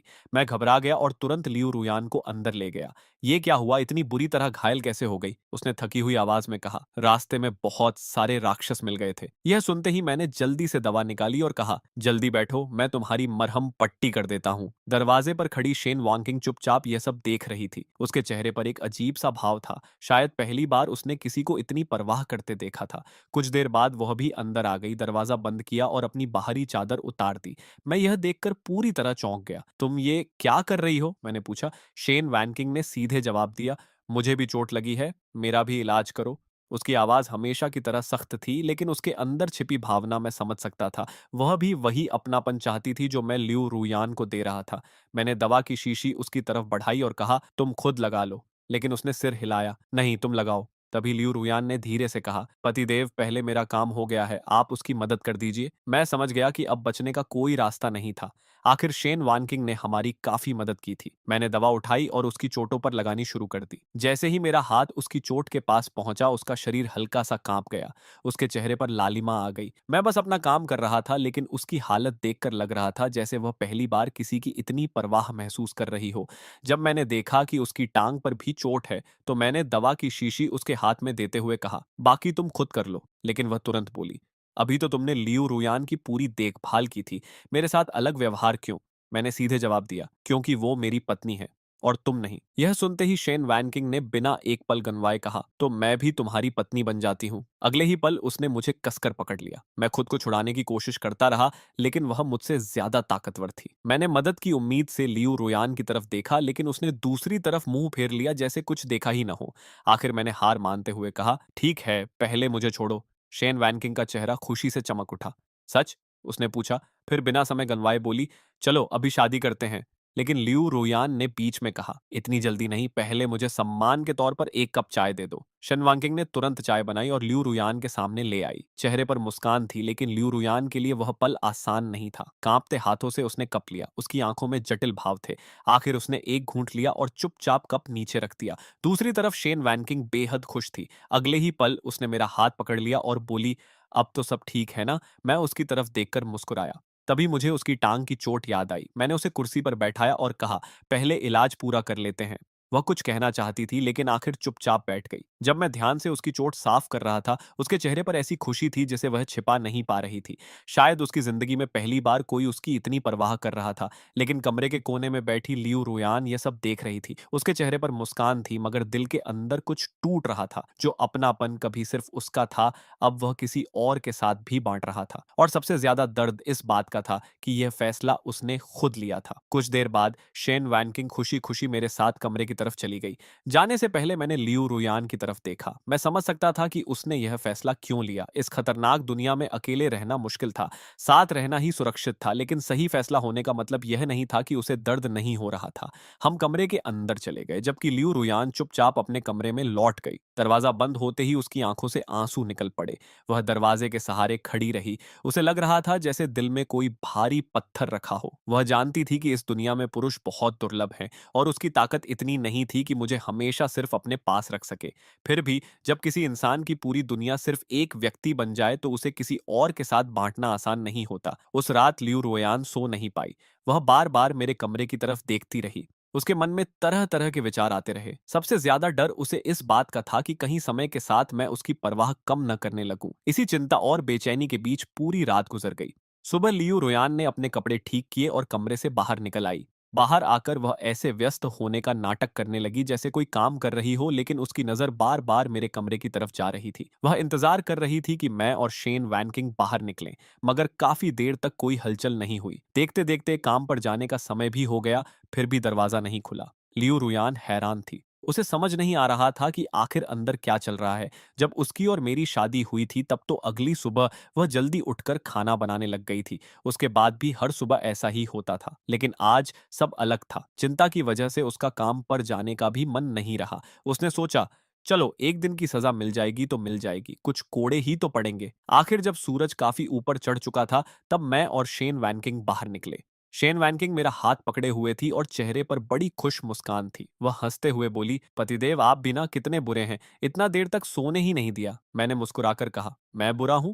लेकिन तुम्हें तो बहुत पसंद आया था। यह सुनकर शेन वैनकिंग शर्मा गई और प्यार से मेरे सीने पर हाथ फेरने लगी। तभी लियू रुयान ने अचानक आवाज लगाई, शेन वैनकिंग। शेन वैनकिंग तुरंत उसकी तरफ मुड़ी और मीठी आवाज बनाकर बोली, अरे ये तो मेरी प्यारी बड़ी बहन है। सूरज सिर पर आ गया, फिर भी आप घर पर ही हैं। आज खदान नहीं जाना क्या? उसकी बात सुनकर लियू रुयान का चेहरा थोड़ा सख्त हो गया। मैंने बीच में कहा, तुम्हारी बड़ी बहन निगरानी करने वाली है, उसे थोड़ी आजादी है, लेकिन मजदूरों को नहीं। फिर मैंने दोनों की तरफ देखकर कहा, वैसे आज तुम दोनों छुट्टी क्यों नहीं ले लेती? शादी के बाद एक दिन आराम भी नहीं कर सकती क्या? मुझे अच्छा नहीं लगता कि तुम दोनों इतनी मेहनत करो। लियू रुयान ने पहले तो तुरंत मना कर दिया, लेकिन फिर उसे लगा कि उसका जवाब कुछ ज्यादा तेज हो गया था। उसने नरम होकर कहा, पतिदेव, अब घर में एक इंसान और बढ़ गया है। हमें पहले से ज्यादा संसाधन जुटाने होंगे, ताकत बढ़ानी होगी, तभी हम सब सुरक्षित रह पाएंगे। शेन वानकिंग ने भी सिर हिलाया। बड़ी बहन सही कह रही हैं। वैसे भी पतिदेव की वजह से आधा दिन पहले ही निकल चुका है। अगर हम बिना वजह काम छोड़ देंगे तो जवाब देना मुश्किल हो जाएगा। मैंने आखिर हार मान ली। फिर कल रात बनाई हुई दर्जनों तालीस में निकालकर दोनों को दे दिए। शेन वैनकिंग की ताकत थोड़ी कम थी, इसलिए मैंने उसे कुछ ज्यादा दिए। शेन वानकिंग खुशी से बोली, धन्यवाद पतिदेव। यह देखकर लियू रुयान के दिल में हल्की चुभन हुई। उसे साफ महसूस हो रहा था कि अब मेरा ध्यान सिर्फ उसी पर नहीं रहा। खदान की तरफ जाते हुए लियू रुयान ने शेन वैनकिंग को घूरकर कहा, तुम्हें पता था ना कि आज काम पर जाना है, फिर भी रात भर पतिदेव को परेशान करती रही। शेन वानकिंग ने तुरंत जवाब दिया, मैंने परेशान नहीं किया, उल्टा पतिदेव ही मुझे रोक रहे थे। फिर उसने मुस्कुराते हुए कहा, वैसे साथ में साधना करना काफी मजेदार था। लियू रुयान ने नाराज होकर कहा, अगर ऐसा था तो तुम खुद पहले निकल सकती थी। शेन वैनकिंग ने होंठ सिकोड़ लिए, और तुम्हें अकेले छोड़ देती? हमारी कहानी तो यही है कि हम दोनों साथ में राक्षसों से लड़ने गई थी। अगर मैं अकेले लौटती तो शक नहीं होता क्या? लियू रुयान कुछ बोल नहीं पाई। शेन वैनकिंग ने हंसते हुए कहा, ठीक है, मेरी गलती, आज तुम्हारी सजा थोड़ी हल्की रखूंगी। खदान पहुंचते ही नियम के मुताबिक लियू रुयान को देर से आने की सजा मिलनी थी। शेन वैनकिंग ने ऊंची आवाज में घोषणा की, 3 कोड़े। फिर वह चाबुक निकालकर उसके सामने आ गई। लियू रुयान ने भी जिद्दी अंदाज में कहा, जल्दी करो। शन वानचिंग मुस्कुराई, मुझे तुम्हारा यही तेवर पसंद है। चाबुक हवा में लहराया और लियू रुयान की पीठ पर पड़ा। देखने में जोरदार लग रहा था, लेकिन शन वानचिंग ने असल में ज्यादा ताकत नहीं लगाई थी। चोट सिर्फ ऊपर ऊपर की थी। मगर लियू रुयान ने दर्द वाला चेहरा बनाकर पूरा अभिनय किया। आसपास खड़े सैनिक यह देखकर दंग रह गए। उन्हें लगा कि शन वानकिंग सच में निजी दुश्मनी निकाल रही है। सजा खत्म होने के बाद लियू रुयान काम पर चली गई। तभी एक सैनिक शेन वैनकिंग के पास आया और बोला, जनरल आपको बुला रही हैं। यह सुनते ही शेन वैनकिंग सीधे कमांडर के तंबू की तरफ निकल गई। खदान की कमांडर जरो लिंग शुआंग थी। वह शुरुआती फाउंडेशन एस्टैब्लिशमेंट स्तर की ताकतवर साधक थी। उनकी उम्र सिर्फ 23 साल थी, और कम उम्र में ही उन्होंने कई बड़ी उपलब्धियां हासिल कर ली थीं। पूरे देश में उनका नाम था। शेन वैनकिंग ने अंदर जाकर सम्मान से कहा, जनरल। जो लिंग शुआंग ने सीधे मुद्दे पर आते हुए कहा, मैं बस एक बात कहना चाहती हूँ, आगे से लियू रुयान के साथ ज्यादा सख्ती मत करना। दरअसल उन्होंने छिन रोलान से सुना था कि लियू रुयान जल्द ही फाउंडेशन एस्टैब्लिशमेंट स्तर पर पहुंचने की तैयारी कर रही है, इसलिए वह चाहती थी कि उसे थोड़ी राहत दी जाए। यह सुनकर शेन वैनकिंग को सब समझ आ गया। उसने सिर झुकाकर हामी भरी और बाहर आ गई। उसके जाने के बाद जो लिंगशुआंग ने पास खड़े सैनिक से पूछा, तुम्हें नहीं लगता आज शेन वॉनकिंग कुछ अलग लग रही है? सैनिक ने भी सिर हिलाया। हाँ, बात करने का तरीका, चलने का अंदाज, सब कुछ पहले से थोड़ा बदल गया है। तंबू से बाहर निकलते ही शेन वैनकिंग ने जाकर सारी बात लियू रुयान को बता दी। लेकिन लियू रुयान ने सिर हिलाते हुए कहा, फिलहाल मेरा फाउंडेशन एस्टैब्लिशमेंट करने का कोई इरादा नहीं है। शेन वैनकिंग हैरान रह गई। लियू रुयान ने समझाया, अगर मैं अकेली होती तो अभी तक आगे बढ़ चुकी होती, लेकिन अब हालात बदल गए हैं। एक इंसान बढ़ने से खतरे भी बढ़ गए हैं। अगर मैं अभी साधना में बंद हो गई और इस दौरान पतिदेव का राज खुल गया तो सब खत्म हो जाएगा।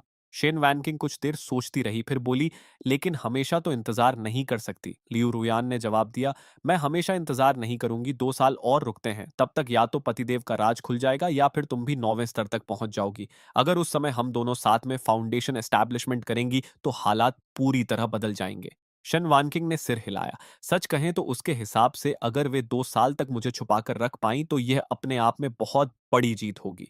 लियू रोयान ने आखिर में गंभीर होकर कहा, एक बात हमेशा याद रखना, हमारे और पतिदेव के बीच का रिश्ता किसी भी हाल में बाहर नहीं जाना चाहिए। यह सुनकर शेन वैनकिंग ने बिना कुछ कहे अपनी कमर से चाबुक निकाल लिया और हल्की मुस्कान के साथ उसे घुमाने लगी। मैंने दोनों की बातें सुनी और हाथ हिलाते हुए कहा, ठीक है, ठीक है, अब जाओ भी। सच कहूं तो दो बेहद खूबसूरत पत्नियां होना जितना सुख लगता है उतना आसान भी नहीं था। मेरा दिल दो हिस्सों में बांट गया था। बाहर दोनों की सुरक्षा की चिंता अलग रहती थी, टैलिस्मन भी दो लोगों के लिए बनाने पड़ते थे, खाना भी दोनों की पसंद का अलग अलग तैयार करना पड़ता था। फिर रात को किसके साथ समय बिताऊं यह भी एक बड़ी समस्या थी। मैं तो कोई क्लोन टेक्निक जानता नहीं था। आखिर मैंने एक बड़ा सा बर्तन पानी से भरकर गर्म किया, एक बड़ा टब तैयार किया और एक लंबी बेंच भी बना दी। सब कुछ तैयार करने के बाद मैं गुफा के बाहर खड़ा होकर दोनों का इंतजार करने लगा। ज्यादा देर नहीं हुई थी कि लियू रुयान और शेन वैनकिंग वापस आती दिखाई दी। दोनों ऐसे लग रही थीं जैसे आसमान से दो परियां उतर रही हों। उन्हें देखते ही मेरे चेहरे पर मुस्कान आ गई। मैंने बाहें फैला दी और कहा, मेरी दोनों पत्नियां वापस आ गईं। लियू रुयान सबसे पहले दौड़कर मेरे गले लग गई।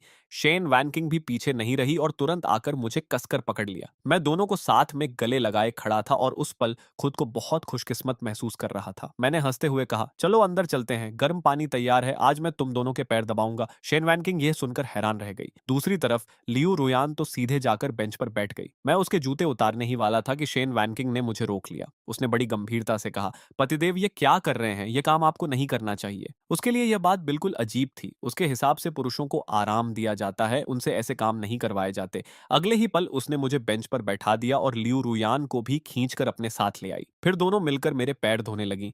लियू रुयान को भी लगा कि शायद शेन वैनकिंग की बात सही है। पहले वह मेरी हर बात मान लेने की कोशिश करती थी क्योंकि उसे डर था कि कहीं मैं नाराज ना हो जाऊं। लेकिन अब हालात बदल चुके थे। अगर वह हमेशा पीछे हटती रही तो शायद मेरा सारा ध्यान शेन वैनकिंग की तरफ चला जाता। शेन वैनकिंग ने मुस्कुराकर कहा, पतिदेव आपकी सेवा करना तो हमारा काम है। आप हमारे सबसे कीमती इंसान हैं। लियू रुयान ने भी सिर हिलाकर हामी भर दी। मैं लाख मना करता रहा लेकिन दोनों ने मेरी एक नहीं सुनी। आखिर मैं चुपचाप बैठकर उनका प्यार महसूस करता रहा। कुछ देर बाद मैंने कहा, क्यों ना हम तीनों साथ में पैर धो लें। दोनों को यह बात पसंद आई लेकिन शेन वॉनकिंग बोली, पहले पतिदेव, उसके लिए मेरी सुविधा सबसे पहले थी। मैं दोनों को देखकर बस मुस्कुरा दिया। तभी मेरे दिमाग में एक नया आइडिया आया। क्यों ना गुफा में एक बड़ा गर्म पानी का पूल बनाया जाए, नीचे हीटिंग फॉर्मेशन लगा देंगे, फिर हम तीनों रोज साथ में आराम कर सकेंगे। सोचकर ही मैं खुश हो गया। शेन वानकिंग ने मेरी मुस्कान देखकर पूछा, पतिदेव क्या सोच रहे हैं? मैंने हंसकर जवाब दिया, बस यही कि मैं कितना खुश हूं। लियू रुयान भी मुस्कुरा दी। उसे याद आ गया कि जब मैं उसका ख्याल रखता था तब उसे भी यही एहसास होता था। थोड़ी देर बाद शेन वैनकिंग ने पूछा, वैसे मसाज क्या होता है? यह सुनते ही लियू रुयान मेरे पीछे आकर मेरे कंधे दबाने लगी। शन वानचिंग की आंखें चमक उठीं। ओह, तो ये होता है। फिर वह मेरे पास बैठकर मेरी टांगें दबाने लगी।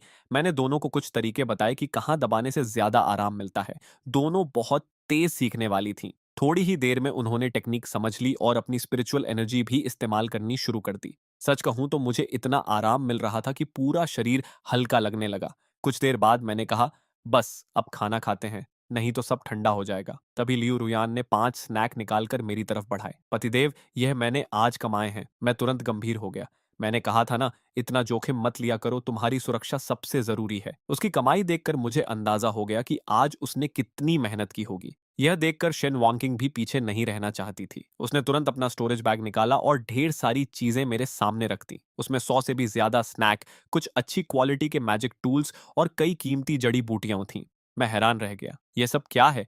शेन वानकिंग मुस्कुराकर बोली, अब हम एक परिवार हैं। बड़ी बहन ने अपनी कमाई आपको दी है तो मैं भी दूंगी। पतिदेव, आप ही इसे संभालिए। लियू रुयान ने भी सिर हिलाकर कहा, मेरी चीजें भी आपकी हैं। मैं कुछ पल दोनों को देखता रहा, फिर बोला, ठीक है, लेकिन अब से मैं एक हिसाब किताब की किताब बनाऊंगा। घर की हर कमाई और हर खर्च उसमें लिखा जाएगा। दोनों ने तुरंत कहा, उसकी जरूरत नहीं। लेकिन इस बार मैंने थोड़ा सख्त चेहरा बनाकर कहा, अब मैं घर का मैनेजर हूं, मेरी बात मानी जाएगी। यह सुनते ही दोनों तुरंत मान गईं। खाना खाने के बाद हम अपने अपने काम में लग गए। एक कल्टीवेटर के लिए खाना और पीना जितना जरूरी होता है उतनी ही जरूरी साधना भी होती है। मैं अपनी ताकत बढ़ाने की पूरी कोशिश कर रहा था ताकि जल्द से जल्द अगले स्तर तक पहुंच सकूं। दूसरी तरफ लियू रुयान का मूड अचानक थोड़ा खराब हो गया। उसे लगा कि शायद अब मेरा ध्यान शेन वैनकिंग की तरफ ज्यादा रहने लगा है। उसके मन में तरह तरह के सवाल उठने लगे। क्या मैं अब भी उससे उतना ही प्यार करता हूँ, या फिर शेन वैनकिंग की वजह से सब बदल रहा है? यह सोचकर उसने एक पुरानी किताब निकाली और उसे ध्यान से पढ़ने लगी। उसने मन ही मन फैसला कर लिया कि वह मेरा प्यार वापस पहले जैसा महसूस करेगी। अगली सुबह शेन वैनकिंग खदान के बाहर खड़ी सोच रही थी। लियू रुयान रोज काफी स्पिरिचुअल स्टोन्स कमा रही थी, इसलिए उसे भी कुछ करना था। लेकिन निगरानी का काम करने से उतनी कमाई नहीं होती थी। काफी सोचने के बाद उसे याद आया कि उसके पुराने घर में कुछ स्पिरिचुअल हर्ब्स रखी हुई हैं।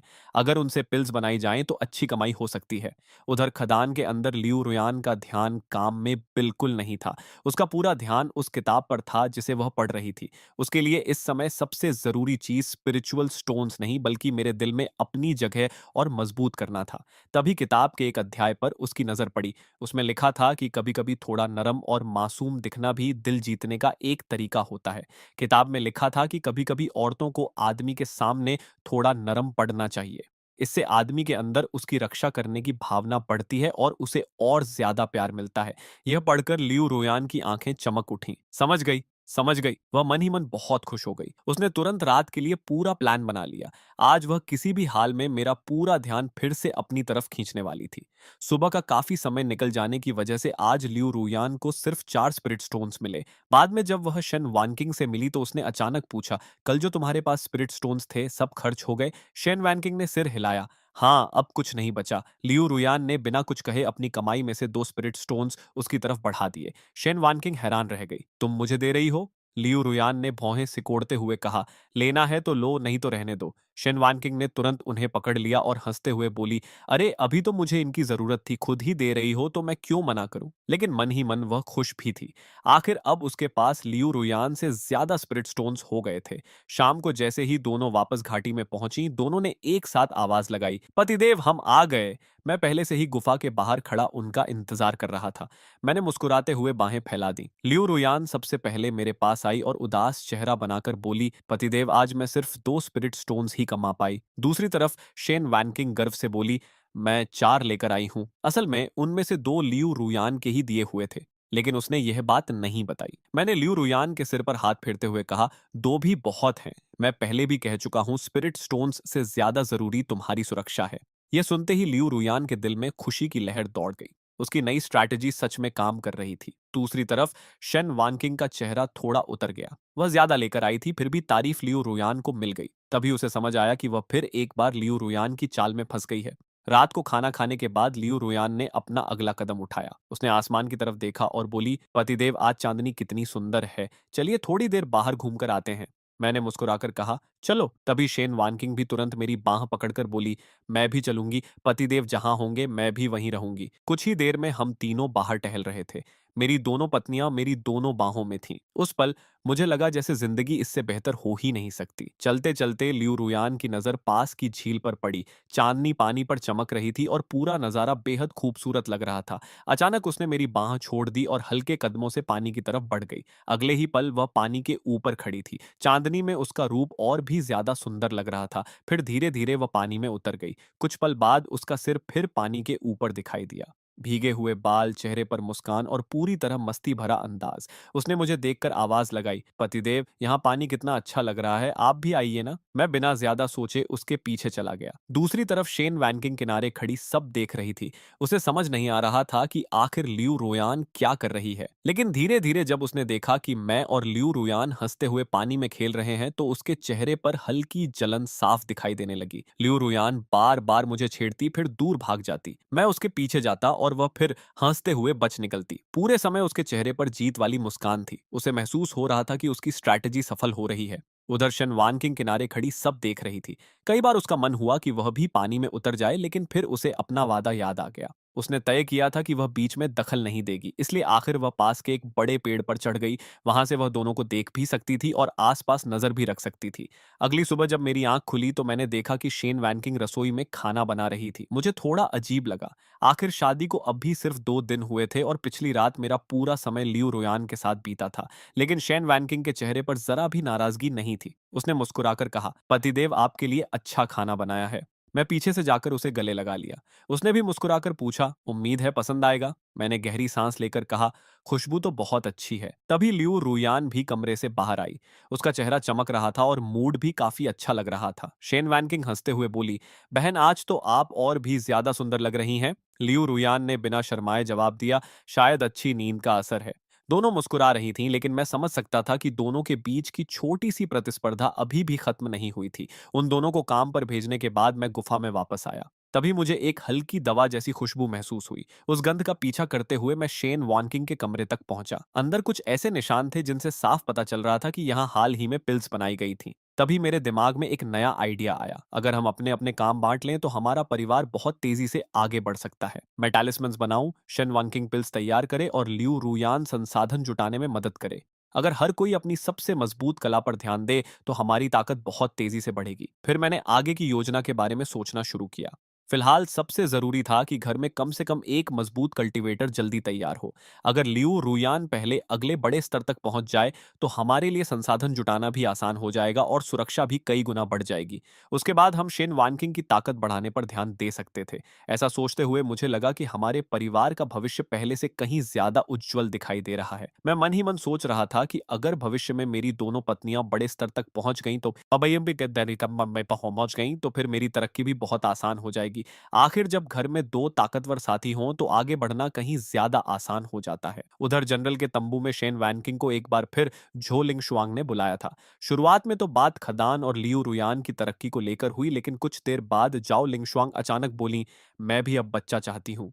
यह सुनकर शन वानकिंग एक पल के लिए चौंक गई। जाओ लिंगशुआंग ने उसकी तरफ देखते हुए कहा, वैसे मैंने नोटिस किया है कि तुम्हारा व्यवहार और चलने का अंदाज पहले से थोड़ा बदल गया है और तुम्हारी उम्र भी अब उस पड़ाव पर पहुंच गई है जहां ज्यादातर लोग परिवार शुरू करने के बारे में सोचते हैं। फिर वह मुस्कुराई और बोली, मैं सोच रही थी कि हम दोनों इस बारे में साथ तैयारी करें। शेन वानकिंग का दिल एकदम घबरा गया। अगर यह बात कुछ समय पहले हुई होती तो शायद वह तुरंत मान जाती, लेकिन अब हालात बदल चुके थे। अब उसकी अपनी दुनिया थी, अपना परिवार था। उसके दिमाग में अचानक एक अजीब सा ख्याल आया और उसने तुरंत उसे झटक दिया। नहीं नहीं, ऐसा बिल्कुल नहीं, उसने टाइम पे तहशी पांदी बलूक लेना है, उसने मन ही मन कहा। शायद झो लिंगशुआंग ने उसके चेहरे का भाव पढ़ लिया था। उन्होंने हल्की मुस्कान के साथ कहा, अगर तुम्हारा मन नहीं है तो कोई बात नहीं, मैं बस यूं ही कह रही थी। सच तो यह था कि जाओ लिंगशुआंग काफी अकेली रहती थी। उनके बहुत कम दोस्त थे और खदान में शन वानकिंग उन गिने चुने लोगों में से थी जिनसे वह खुलकर बात कर लेती थी। शेन वानकिंग ने तुरंत बात संभाली, नहीं नहीं, ऐसी बात नहीं है। झो लिंगशुआंग ने सिर हिलाया और कहा, ठीक है, वैसे अगर साधना से जुड़ी कोई परेशानी हो तो मुझसे पूछ सकती हो, तुम्हारे अंदर काफी क्षमता है। मैं चाहती हूँ कि तुम आगे तक जाओ। काम खत्म होने के बाद शेन वैनकिंग और लियू रुयान वापस लौट रही थी। आज लियू रुयान ने 7 स्नैक कमाए थे। उसने मजाक में पूछा, तो तुम्हें दे दूं? शेन वैनकिंग ने तुरंत सिर घुमा लिया, नहीं चाहिए, अब मैं इतनी आसानी से बेवकूफ नहीं बनूंगी। लियू रुयान बस मुस्कुरा दी। उसके मन में आज एक नया प्लान था। वह सोच रही थी कि अगर थोड़ा नरम व्यवहार किया जाए तो शायद मुझे उसकी और चिंता होगी। शाम को घर पहुंचते ही लियू रुयान ने कहा, पतिदेव, आज मैंने 7 स्नैक कमाए। वहीं शन वानकिंग ने थोड़ा उदास चेहरा बनाकर कहा, और मैं सिर्फ एक ही ला पाई। वह जानबूझकर ऐसा दिखा रही थी जैसे उसे डर हो कि कहीं मैं नाराज ना हो जाऊं। लेकिन मैंने दोनों को देखकर मुस्कुराते हुए कहा, मैं पहले भी कह चुका हूं, कमाई से ज्यादा जरूरी तुम दोनों की सुरक्षा है। शेन वानकिंग ने तुरंत मौका पकड़ा, पतिदेव, मैं अभी लड़ाई में बहुत अच्छी नहीं हूं, आप मुझे मजबूत बनने के तरीके सिखाइए ना। वह चाहती थी कि मैं उसका ज्यादा ध्यान रखूं। तभी लियू रुयान बीच में बोली, पतिदेव, कल जिन बातों पर चर्चा कर रहे थे उनमें अभी भी बहुत कुछ बाकी है। आज उन्हें भी समझना है। मैं तुरंत उत्साहित हो गया, हाँ यह भी जरूरी है। शेन वैनकिंग ने होंठ फुला लिए। साफ था कि उसकी योजना फिर काम नहीं कर पाई थी। उसी समय मुझे अचानक एक जरूरी बात याद आई। मैं बोला, रुको, मुझे तुम दोनों से कुछ जरूरी बातें करनी है। दोनों तुरंत गंभीर हो गईं। सबसे पहले मैंने शैन वैनकिंग की तरफ देखा। मुझे पता चला है कि तुम पिल्स बनाना सीख रही हो। शैन वैनकिंग थोड़ा झेंप गई। बस थोड़ी बहुत कोशिश कर रही हूँ, अभी सफलता बहुत कम मिलती है। मैंने मुस्कुराकर कहा, कोई बात नहीं, हर काम शुरुआत में मुश्किल होता है। जितनी ज्यादा प्रैक्टिस करोगी उतनी बेहतर बनोगी। फिर मैंने अपने मन की पूरी योजना दोनों को बताई। मेरा विचार था कि हम तीनों अपनी अपनी ताकत पर ध्यान दें। मैं टैलिस्मन्स बनाऊं, शन वानकिंग पिल मेकिंग सीखे और लियू रुयान अपनी साधना पर फोकस करे। जैसे ही मैंने कहा कि फिलहाल घर के संसाधन लियू रुयान की तरक्की पर लगाए जाएंगे ताकि वह सबसे पहले अगले बड़े स्तर तक पहुंच सके, शन वानकिंग अचानक सबसे जोर से बोली, मैं पूरी तरह सहमत हूं। उसकी आवाज इतनी तेज थी कि मैं खुद चौंक गया। असल में उसके मन में कुछ और ही चल रहा था। वह सोच रही थी कि अगर लियू रुयान साधना में ज्यादा व्यस्त हो गई तो उसे मेरे साथ ज्यादा समय मिलेगा। मैं खुश होकर बोला, वन किंग, तुम सच में बहुत समझदार हो। फिर मैंने कहा, जब लियू रुयान आगे बढ़ जाएगी, उसके बाद घर के सारे संसाधन तुम्हारी तरफ लगाए जाएंगे ताकि तुम एक बेहतरीन एल्केमिस्ट बन सको। यह सुनकर शन वन किंग खुद भी हैरान रह गई। उसे उम्मीद नहीं थी कि उसकी बारी इतनी जल्दी आने वाली है, लेकिन उसने तुरंत सिर हिलाया। पतिदेव, मेरे हिसाब से सबसे महत्वपूर्ण तो आप हैं। अगर बड़ी बहन आगे बढ़ जाए तो उसके बाद आपको मजबूत बनाना चाहिए। उसकी बात सुनकर मैं कुछ पल चुप रह गया।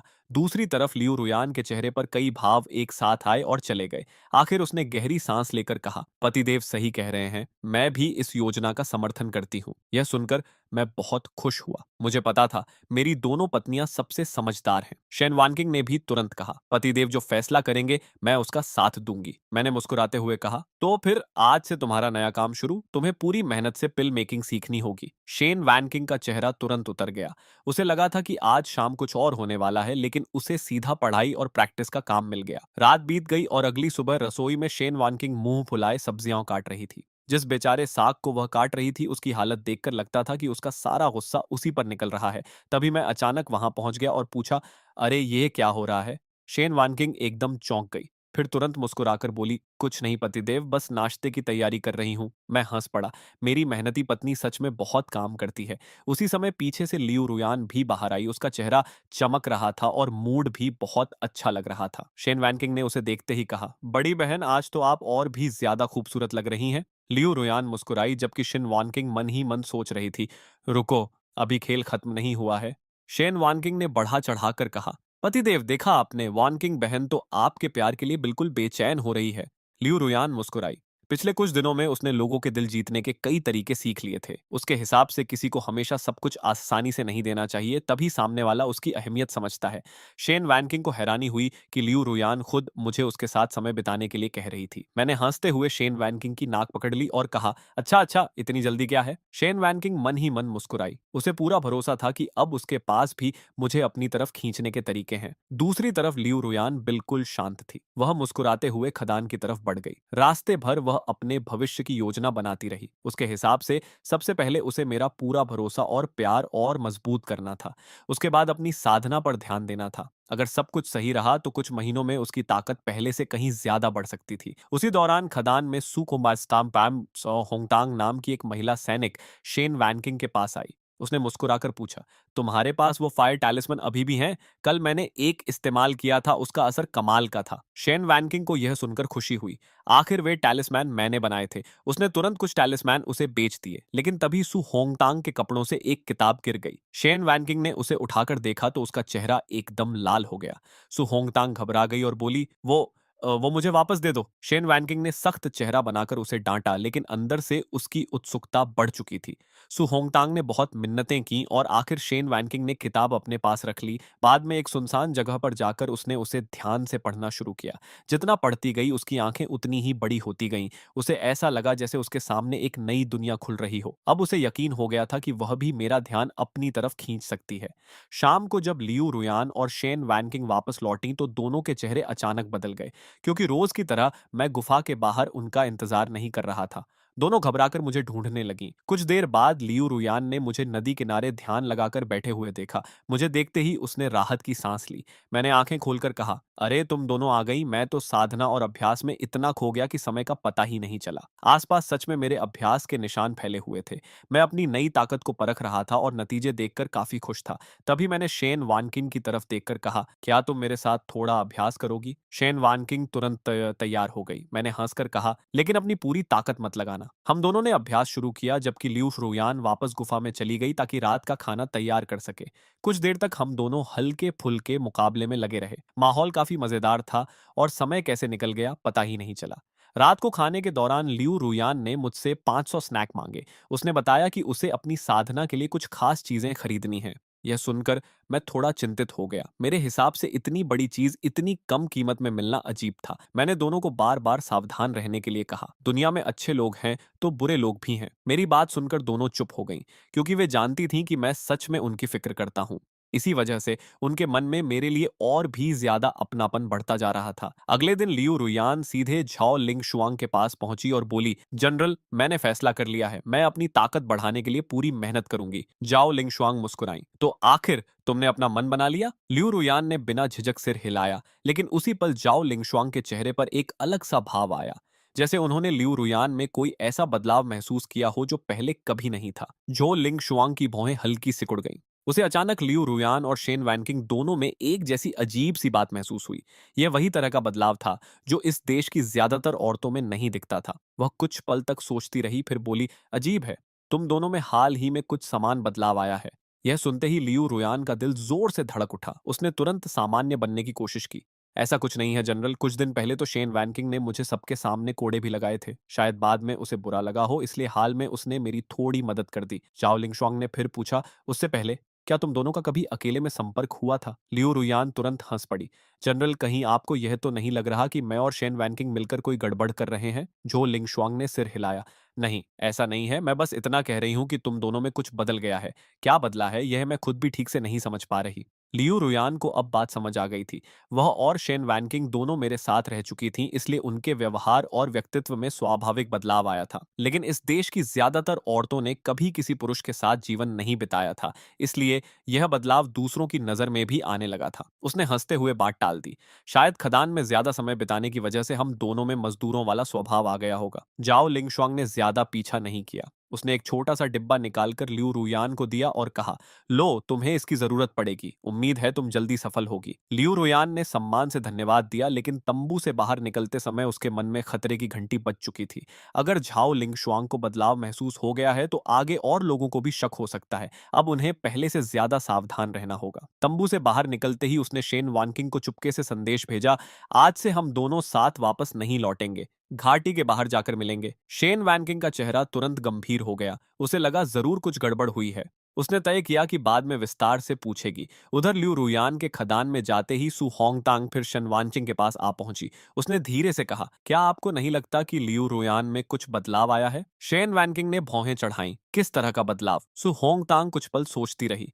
समझाना मुश्किल है, बस ऐसा लगता है जैसे उसके अंदर पहले से अलग आत्मविश्वास और अपनापन आ गया हो। शेन वैनकिंग तुरंत समझ गई कि सु होंगतांग किस तरफ इशारा कर रही है। वह शायद कोई शक पैदा करना चाहती थी, इसलिए शेन वैनकिंग ने सख्त आवाज में कहा, बिना सबूत किसी पर उंगली उठाना ठीक नहीं।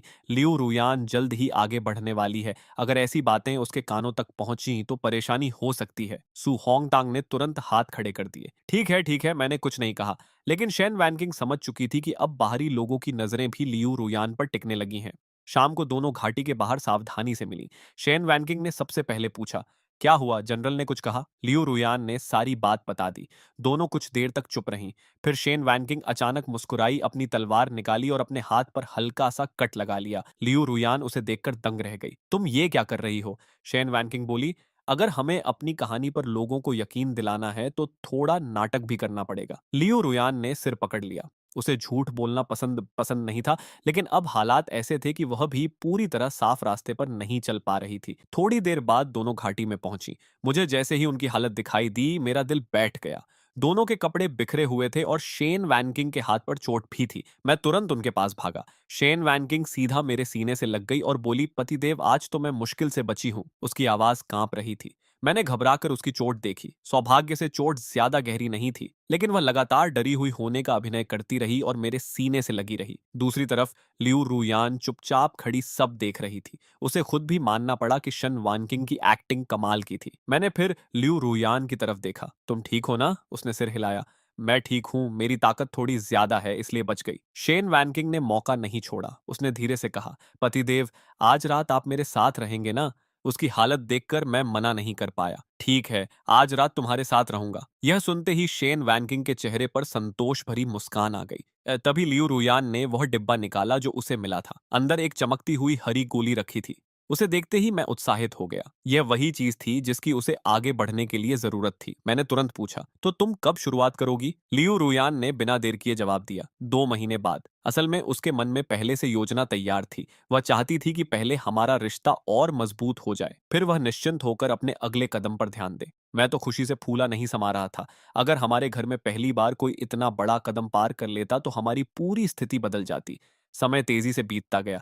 देखते देखते 20 दिन निकल गए। इस दौरान मैं लगातार मेहनत करता रहा और आखिर एक शाम मुझे सफलता मिल गई। मैं अगले स्तर तक पहुंच चुका था। जैसे ही दोनों पत्नियां वापस आईं, मैंने खुशी खुशी उन्हें यह खबर सुनाई। शेन वैनकिंग तुरंत खुश होकर बोली, पतिदेव बधाई हो। लियू रुयान भी मुस्कुराई, लेकिन उसके मन में हल्की चिंता पैदा हो गई, क्योंकि मेरी ताकत जितनी बढ़ती जाती उतनी ही संभावना बढ़ती कि मैं दुनिया को और करीब से देखना चाहूं, और अगर ऐसा हुआ तो किसी दिन कोई और भी मेरे बारे में जान सकता था। फिर भी उसने अपने चेहरे पर मुस्कान बनाए रखी और बोली, बधाई हो पतिदेव, आपकी ताकत फिर बढ़ गई। लियो रुयान ने तुरंत मुस्कुराकर मुझे बधाई दी। दूसरी तरफ शेन वैनकिंग के मन में हल्की बेचैनी बढ़ गई। वह अभी सिर्फ 7वें स्तर पर थी। अगर भविष्य में और भी ताकतवर और खूबसूरत महिला कल्टीवेटर मेरे आसपास आ गईं तो क्या होगा? लेकिन फिर उसने लियू रुयान की तरफ देखा और थोड़ा शांत हो गई। उसके हिसाब से जब तक बड़ी बहन सामने खड़ी है, उसे ज्यादा चिंता करने की जरूरत नहीं है। हालांकि यह सोच पूरी तरह सही नहीं थी, क्योंकि अगर लियू रुयान अगले बड़े स्तर तक पहुंच गई तो शन वानकिंग को भी जल्दी जल्दी अपनी ताकत बढ़ानी पड़ती, नहीं तो दोनों के बीच का अंतर बहुत बढ़ जाता। बधाई हो पतिदेव, शेन वानकिंग खुशी से बोली, आपने तो कमाल कर दिया। अभी 1 महीना भी नहीं हुआ और फिर से आगे बढ़ गए। मैं हंस पड़ा और उसकी नाक पर उंगली रखकर बोला, इसमें तुम्हारा भी बड़ा हाथ है, और आधा श्रेय तुम्हारी बड़ी बहन को भी जाता है। यह सुनते ही शेन वैनकिंग की आंखें चमक उठीं। तो फिर आज जश्न होना चाहिए। मैंने तुरंत हामी भर दी। थोड़ी ही देर में लियू रुयान ने स्वादिष्ट खाना तैयार कर दिया और शेन वैनकिंग ने अपना खास स्पिरिचुअल वाइन निकाल लिया। हम तीनों ने साथ बैठकर खाना खाया। मैं खुशी में इतना पी गया कि आखिरकार नशे में सो गया। जब मैं सो चुका था, तब लियू रुयान ने धीरे से कहा, मैं 2 दिन बाद छुट्टी लेने का सोच रही हूँ। मुझे अगले चरण की तैयारी करनी है। यह सुनते ही शेन वानकिन की भौहें सिकुड़ गईं। लेकिन अब तक हम दोनों हमेशा साथ बाहर जाते थे। अगर मैं अकेली बाहर जाऊंगी तो पतिदेव कैसे निश्चिंत रहेंगे? उसे पूरा भरोसा था कि अब मैं उसकी बहुत चिंता करता हूँ। अगर उसे अकेले खतरे में जाना पड़े तो मुझे जरूर फिक्र होगी। लियू रुयान ने कुछ देर सोचा और बोली, पतिदेव के बनाए हुए सारे तालिस्मों तुम्हें दे दूंगी। मेरी सबसे अच्छी तलवार भी तुम्हारे पास रहेगी। इससे ज्यादा क्या कर सकती हूँ? शेन वैनकिंग मुस्कुराई। मुद्दा सामान का नहीं है, मुद्दा पतिदेव को निश्चिंत करने का है। लियू रुयान समझ गई कि वह क्या चाहती है। वह कोई और शर्त निकलवाने की कोशिश कर रही थी, लेकिन लियू रोयान भी इतनी आसानी से फंसने वाली नहीं थी। शेन वैनकिंग हंसते हुए बोली, ऐसा करते हैं, दिन में पतिदेव तुम्हारे और रात में मेरे। लियू रुयान ने तुरंत सिर हिला दिया। पहले भी तय हुआ था कि यह फैसला पतिदेव की इच्छा से होगा। शेन वैनकिंग आत्मविश्वास से मुस्कुराई, बस देखती जाओ, अब मेरे पास भी कुछ खास तरीके हैं। उसके चेहरे पर ऐसा भाव था जैसे उसने कोई बड़ा राज सीख लिया हो। करीब 2 घंटे बाद मेरी आंख खुली। मैं लियू रुयान के कमरे में था। उसने मुस्कुराकर कहा, पतिदेव जाग गए? उसका चेहरा हमेशा की तरह बेहद खूबसूरत लग रहा था। मैंने सिर पकड़ते हुए कहा, वांकिंग की बनाई हुई वाइन सच में बहुत तेज थी। लियू रुयान तुरंत मेरे पास आ गई और मेरे सिर के दोनों तरफ हल्के हाथों से दबाने लगी। साथ ही उसने अपनी स्पिरिचुअल एनर्जी भी इस्तेमाल की। कुछ ही पलों में मेरा सिरदर्द गायब हो गया। मैंने संतोष की सांस ली और उसकी कमर पकड़कर उसके पास लेट गया। मेरी पत्नी सबसे अच्छी है, मैंने कहा। लियू रुयान हल्का सा मुस्कुराई। अच्छे तो आप हैं, अगर आप नहीं होते तो हमारी जिंदगी में यह खुशी भी नहीं होती। काफी देर तक हम यूं ही बातें करते रहे। फिर अचानक मैंने वह सवाल पूछ लिया जो बहुत समय से मेरे मन में था, पत्नी, यह जगह आखिर है कहाँ? क्या यह किसी बड़े पहाड़ी इलाके का हिस्सा है? लियू रुयान थोड़ी हैरान हुई। उसने ऐसा नाम पहले कभी नहीं सुना था। फिर मैंने उसे अपनी कहानी बताई, कैसे मैं एक दिन साधना करते हुए गलती से एक अजीब जगह में फंस गया और यहाँ आ पहुंचा। लियू रुयान मेरी बात सुनकर हंस पड़ी। मैंने मजाक में कहा, और जब मैंने पहली बार तुम्हें देखा था तब मैं तो डर ही गया था। मुझे लगा था कि कहीं तुम तलवार निकालकर मुझे मार न दो। लियू रुयान ने खिलखिलाकर कहा, इतने सुंदर आदमी को कौन मारेगा? सच कहूं तो पहली नजर में ही मुझे आप अच्छे लग गए थे। मैंने तुरंत अपना चेहरा छुआ और कहा, मतलब तुम्हें मेरी शक्ल पसंद आई थी? बिल्कुल, लियू रुयान ने बिना झिझक जवाब दिया। मेरी जिंदगी में आप सबसे सुंदर आदमी हैं। यह सुनकर मैं इतना खुश हुआ कि तुरंत उसके गाल पर चुम्मी दे दी। तो फिर मैं सच में इस दुनिया का सबसे सुंदर आदमी हूँ? लियू रुयान हंसने लगी। हाँ बिल्कुल। उधर दूसरी तरफ खदान में शेन वानकिंग फिर सु होंगटांग के पास पहुंची। इस बार उसके चेहरे पर हल्की झिझक थी। उसने धीरे से पूछा, वो पिछली बार वाली किताब जैसी और भी हैं क्या? सु होंगटांग पहले तो समझी ही नहीं। फिर अचानक उसे याद आया और वह हंसी रोकने लगी। शेन वैनकिंग ने जल्दी से कहा, मुझे कुछ और चाहिए, जितनी अच्छी हो उतना बेहतर। सु होंगटांग ने हैरानी से उसे देखा। तुम्हें इन चीजों में इतनी दिलचस्पी कब से हो गई? शन वानशिंग ने मुंह फुलाकर कहा, कुछ महीनों में मैं 20 साल की हो जाऊंगी। इसमें अजीब क्या है? सु होंगटांग सिर हिलाकर हंसने लगी। ठीक है ठीक है, मैं आज रात कुछ ले आऊंगी, सबसे अच्छी वाली लाना। शन वानशिंग ने तुरंत कहा, इतनी जल्दी क्या है? सु होंगटांग ने चुटकी ली। बस अच्छी होनी चाहिए। शेन वैनकिंग ने जवाब दिया। आखिर दोनों ने सौदा तय कर लिया। सु होंग टांग किताबें लाएगी और बदले में उसे कुछ टैलिस्मन मिलेंगे। उधर नंबर 1 खदान में लियू रुयान लगातार मेहनत कर रही थी। उसे पता था कि अगले चरण की तैयारी के बाद शायद काफी समय तक वह काम नहीं कर पाएगी। इसलिए अभी जितना हो सके उतने संसाधन जुटाने थे। उसकी तलवार एक बार फिर चमकी और सामने की चट्टानें टूटकर बिखर गईं। धूल और पत्थरों के बीच भी उसके मन में सिर्फ एक ही ख्याल था, जल्द से जल्द मजबूत बनना। इस दुनिया में स्नैक 4 तरह के थे। साधारण स्नैक, मध्यम स्नैक, उच्च स्नैक और सर्वोच्च स्नैक। इनमें मध्यम स्नैक काफी दुर्लभ माने जाते थे। एक मध्यम स्नैक में मौजूद स्पिरिचुअल एनर्जी साधारण स्नैक से कई गुना ज्यादा और कहीं ज्यादा शुद्ध होती थी। इसलिए एक मध्यम स्नैक की कीमत लगभग 100 साधारण स्नैक के बराबर मानी जाती थी। जब लियू रुयान ने अपने हाथ में वह पत्थर उठाया तो उसकी आंखें चमक उठीं। तो बड़ी बुजुर्ग सही कह रही थीं, यहाँ सच में मध्यम स्नैक की खान है।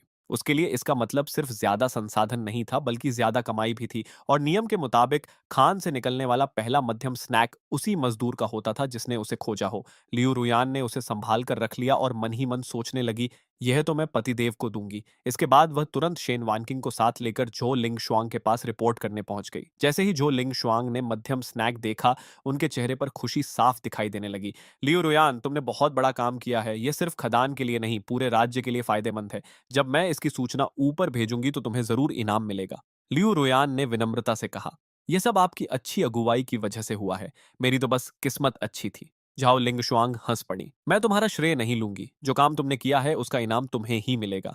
फिर लियू रुयान ने थोड़ा झिझकते हुए पूछा, जनरल, अगर मैं आगे बढ़ गई तो क्या उसके बाद भी पहली खान में काम कर सकती हूँ? जाओ लिंगशुआंग ने हैरानी से उसकी तरफ देखा। तुम आगे बढ़ने के बाद भी खदान में काम करना चाहती हो? यह सच में अजीब था।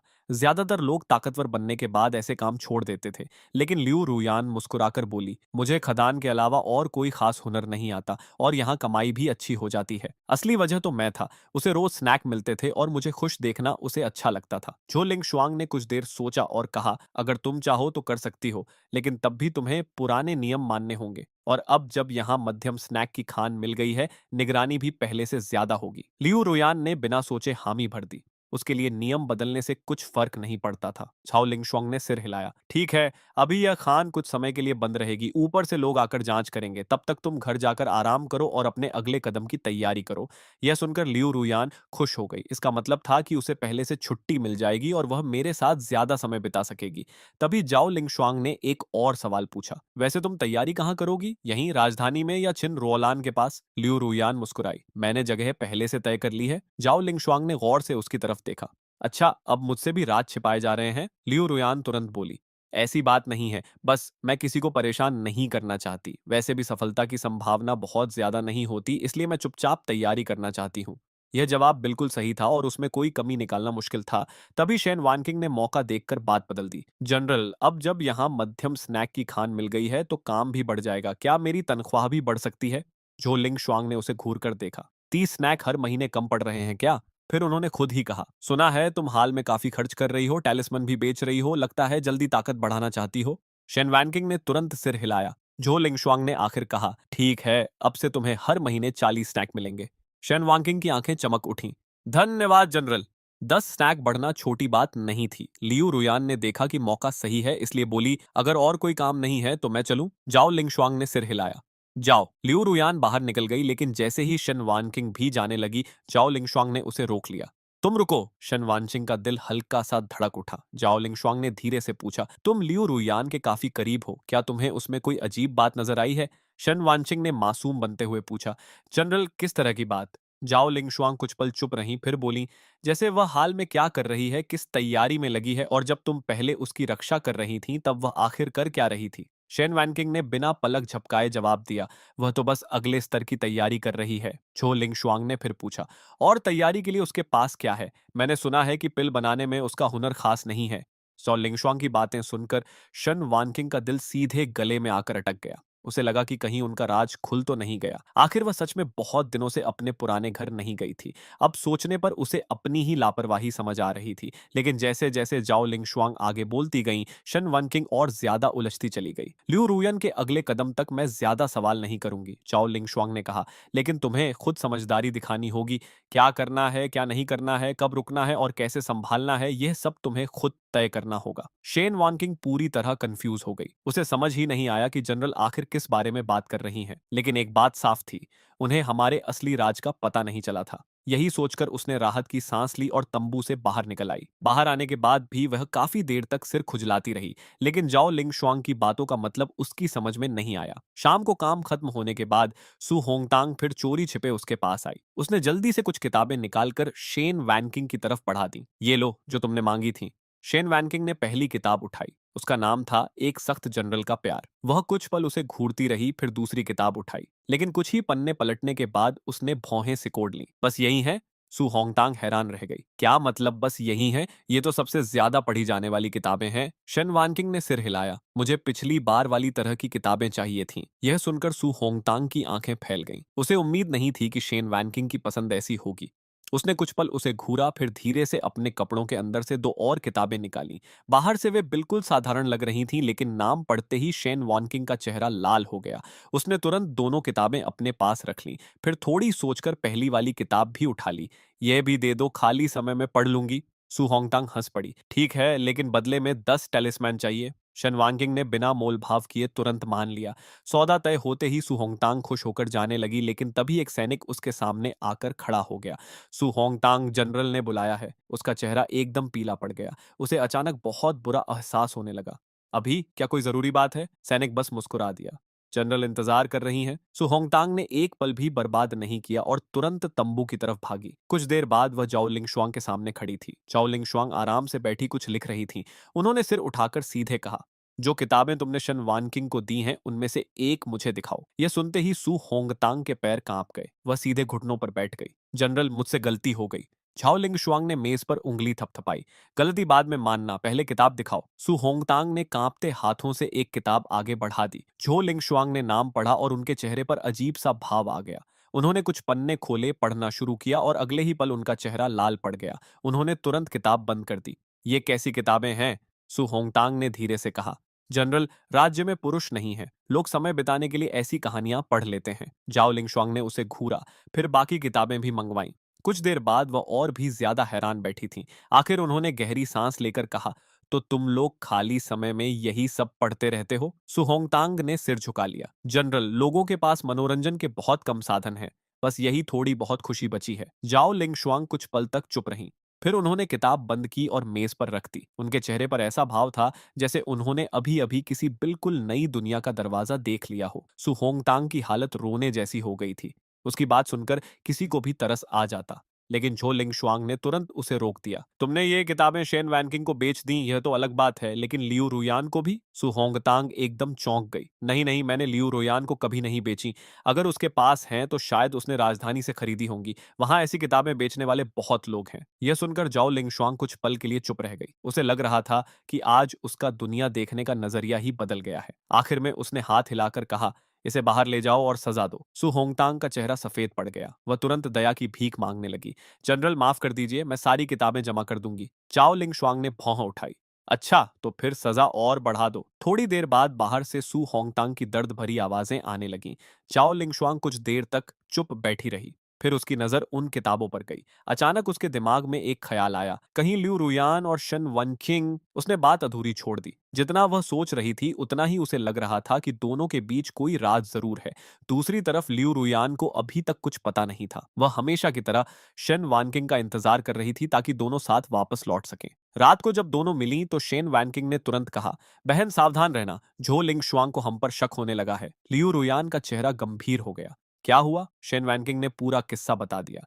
लियू रुयान ध्यान से सुनती रही। आखिर में उसने राहत की सांस ली। अच्छा है, अभी उसे हमारे असली राज का पता नहीं चला। उसे बस लगता है कि हम दोनों कोई और बात छुपा रही हैं। फिर उसने शेन वैनकिंग को समझाया कि अगर अगली बार झो लिंगशुआंग सवाल करे तो क्या जवाब देना है। शेन वैनकिंग उसकी बातें सुनकर दंग रह गई। वाह, ऐसा भी बोला जा सकता है। उसे सच में लगता था कि लियू रुयान झूठ बोलने में बहुत तेज है। कुछ देर बाद दोनों उड़ती तलवारों पर बैठकर वापस घाटी की तरफ चल पड़ी। शेन वैनकिंग पूरे रास्ते उत्साहित थी। आखिर उसे आज दो नई किताबें मिली थीं और वह उनमें सीखी बातें मुझ पर आजमाने का सोच सोच रही थी। उधर मैं घर पर बैठा अपने टैलिस्मन्स बना रहा था। आज का दिन काफी अच्छा गया था। मैंने 20 नए फायर टैलिस्मन्स तैयार किए थे और उनमें सफलता की दर भी पहले से कहीं बेहतर थी। अगर यही रफ्तार रही तो जल्द ही सिर्फ टैलिस्मैन बनाकर ही अपनी साधना का खर्च निकाल सकता था। लेकिन मेरे लिए सबसे जरूरी बात यह थी कि मैं अपनी दोनों पत्नियों का सहारा बनूं। मैं नहीं चाहता था कि वे हमेशा मेरी चिंता करें, बल्कि मैं चाहता था कि उन्हें मुझ पर गर्व हो। शाम ढलते ढलते मैं भविष्य की योजनाएं सोच ही रहा था कि बाहर से परिचित आवाज आई, पतिदेव हम वापस आ गए। मैं तुरंत बाहर निकला और हमेशा की तरह मुस्कुराकर उनका स्वागत किया। मेरी दोनों पत्नियां सुरक्षित लौट आईं, बस यही सबसे बड़ी खुशी है। शेन वानकिंग तुरंत आकर मेरी बाह पकड़कर लटक गई। शादी के बाद भी उसका स्वभाव बिल्कुल पहले जैसा ही था। घर पहुंचते ही वह मुझसे चिपक जाती थी। लियू रुयान ने यह देखा तो बस मुस्कुरा दी। वह खुद को बड़ी पत्नी मानती थी, इसलिए हमेशा थोड़ा संयम बनाए रखती थी, लेकिन उसके दिल में पूरा भरोसा था कि मेरे और उसके बीच का रिश्ता सबसे खास है। तभी मुझे दोनों के चेहरे पर अलग सी चमक दिखाई दी। मैंने हंसकर पूछा, लगता है आज कुछ अच्छा हुआ है? शेन वानकिंग की आंखें चमक उठीं। पतिदेव आपने कैसे पहचान लिया? फिर उसने मेरी बाह और कसकर पकड़ ली। लियू रुयान ने भी सिर हिलाया। आज सच में बड़ी खुशखबरी है। मेरी उत्सुकता बढ़ गई। अच्छा जल्दी बताओ। दोनों ने एक दूसरे की तरफ देखा और फिर मुझे अंदर ले गईं। गोल मेज के पास बैठते ही शेन वांकिंग उत्साह से बोली, आज हमें एक 300 साल पुरानी दुर्लभ जड़ी मिली। मैं एकदम चौंक गया। 300 साल पुरानी स्पिरिचुअल हर्ब कोई छोटी चीज नहीं थी। ऐसी चीजें आमतौर पर बड़े कल्टीवेटर ही इस्तेमाल करते थे। शेन वानकिंग ने आगे बताया कि जड़ी बेचकर उन्हें एक मध्यम स्तर का स्पिरिट स्टोन मिला है। फिर लियू रुयान ने वह लाल चमक वाला स्पिरिट स्टोन निकालकर मेरी तरफ बढ़ा दिया। ये आपके लिए है। मैं उसे देखकर हैरान रह गया। इतनी कीमती चीज मुझे क्यों दे रही हो? लियू रुयान मुस्कुराई। क्योंकि यह हमारी तरफ से पतिदेव के लिए उपहार है। मैंने सिर हिलाया। नहीं, यह तुम्हारे काम आएगा। इससे तुम्हारी तैयारी और मजबूत होगी। लेकिन दोनों ने एक साथ मना कर दिया। आखिर मुझे वह स्पिरिट स्टोन लेना पड़ा। हालांकि मैंने साफ कह दिया कि मैं उसे खुद पर खर्च नहीं करूंगा। वह घर की जमा पूंजी रहेगा और जरूरत पड़ने पर ही इस्तेमाल होगा। यह सुनकर लियू रुयान के दिल में अजीब सी कसक उठी। उसे महसूस हुआ कि मैं हमेशा खुद से पहले घर और परिवार के बारे में सोचता हूँ, और शायद यही वजह थी कि वह मुझे पहले से भी ज्यादा प्यार करने लगी थी।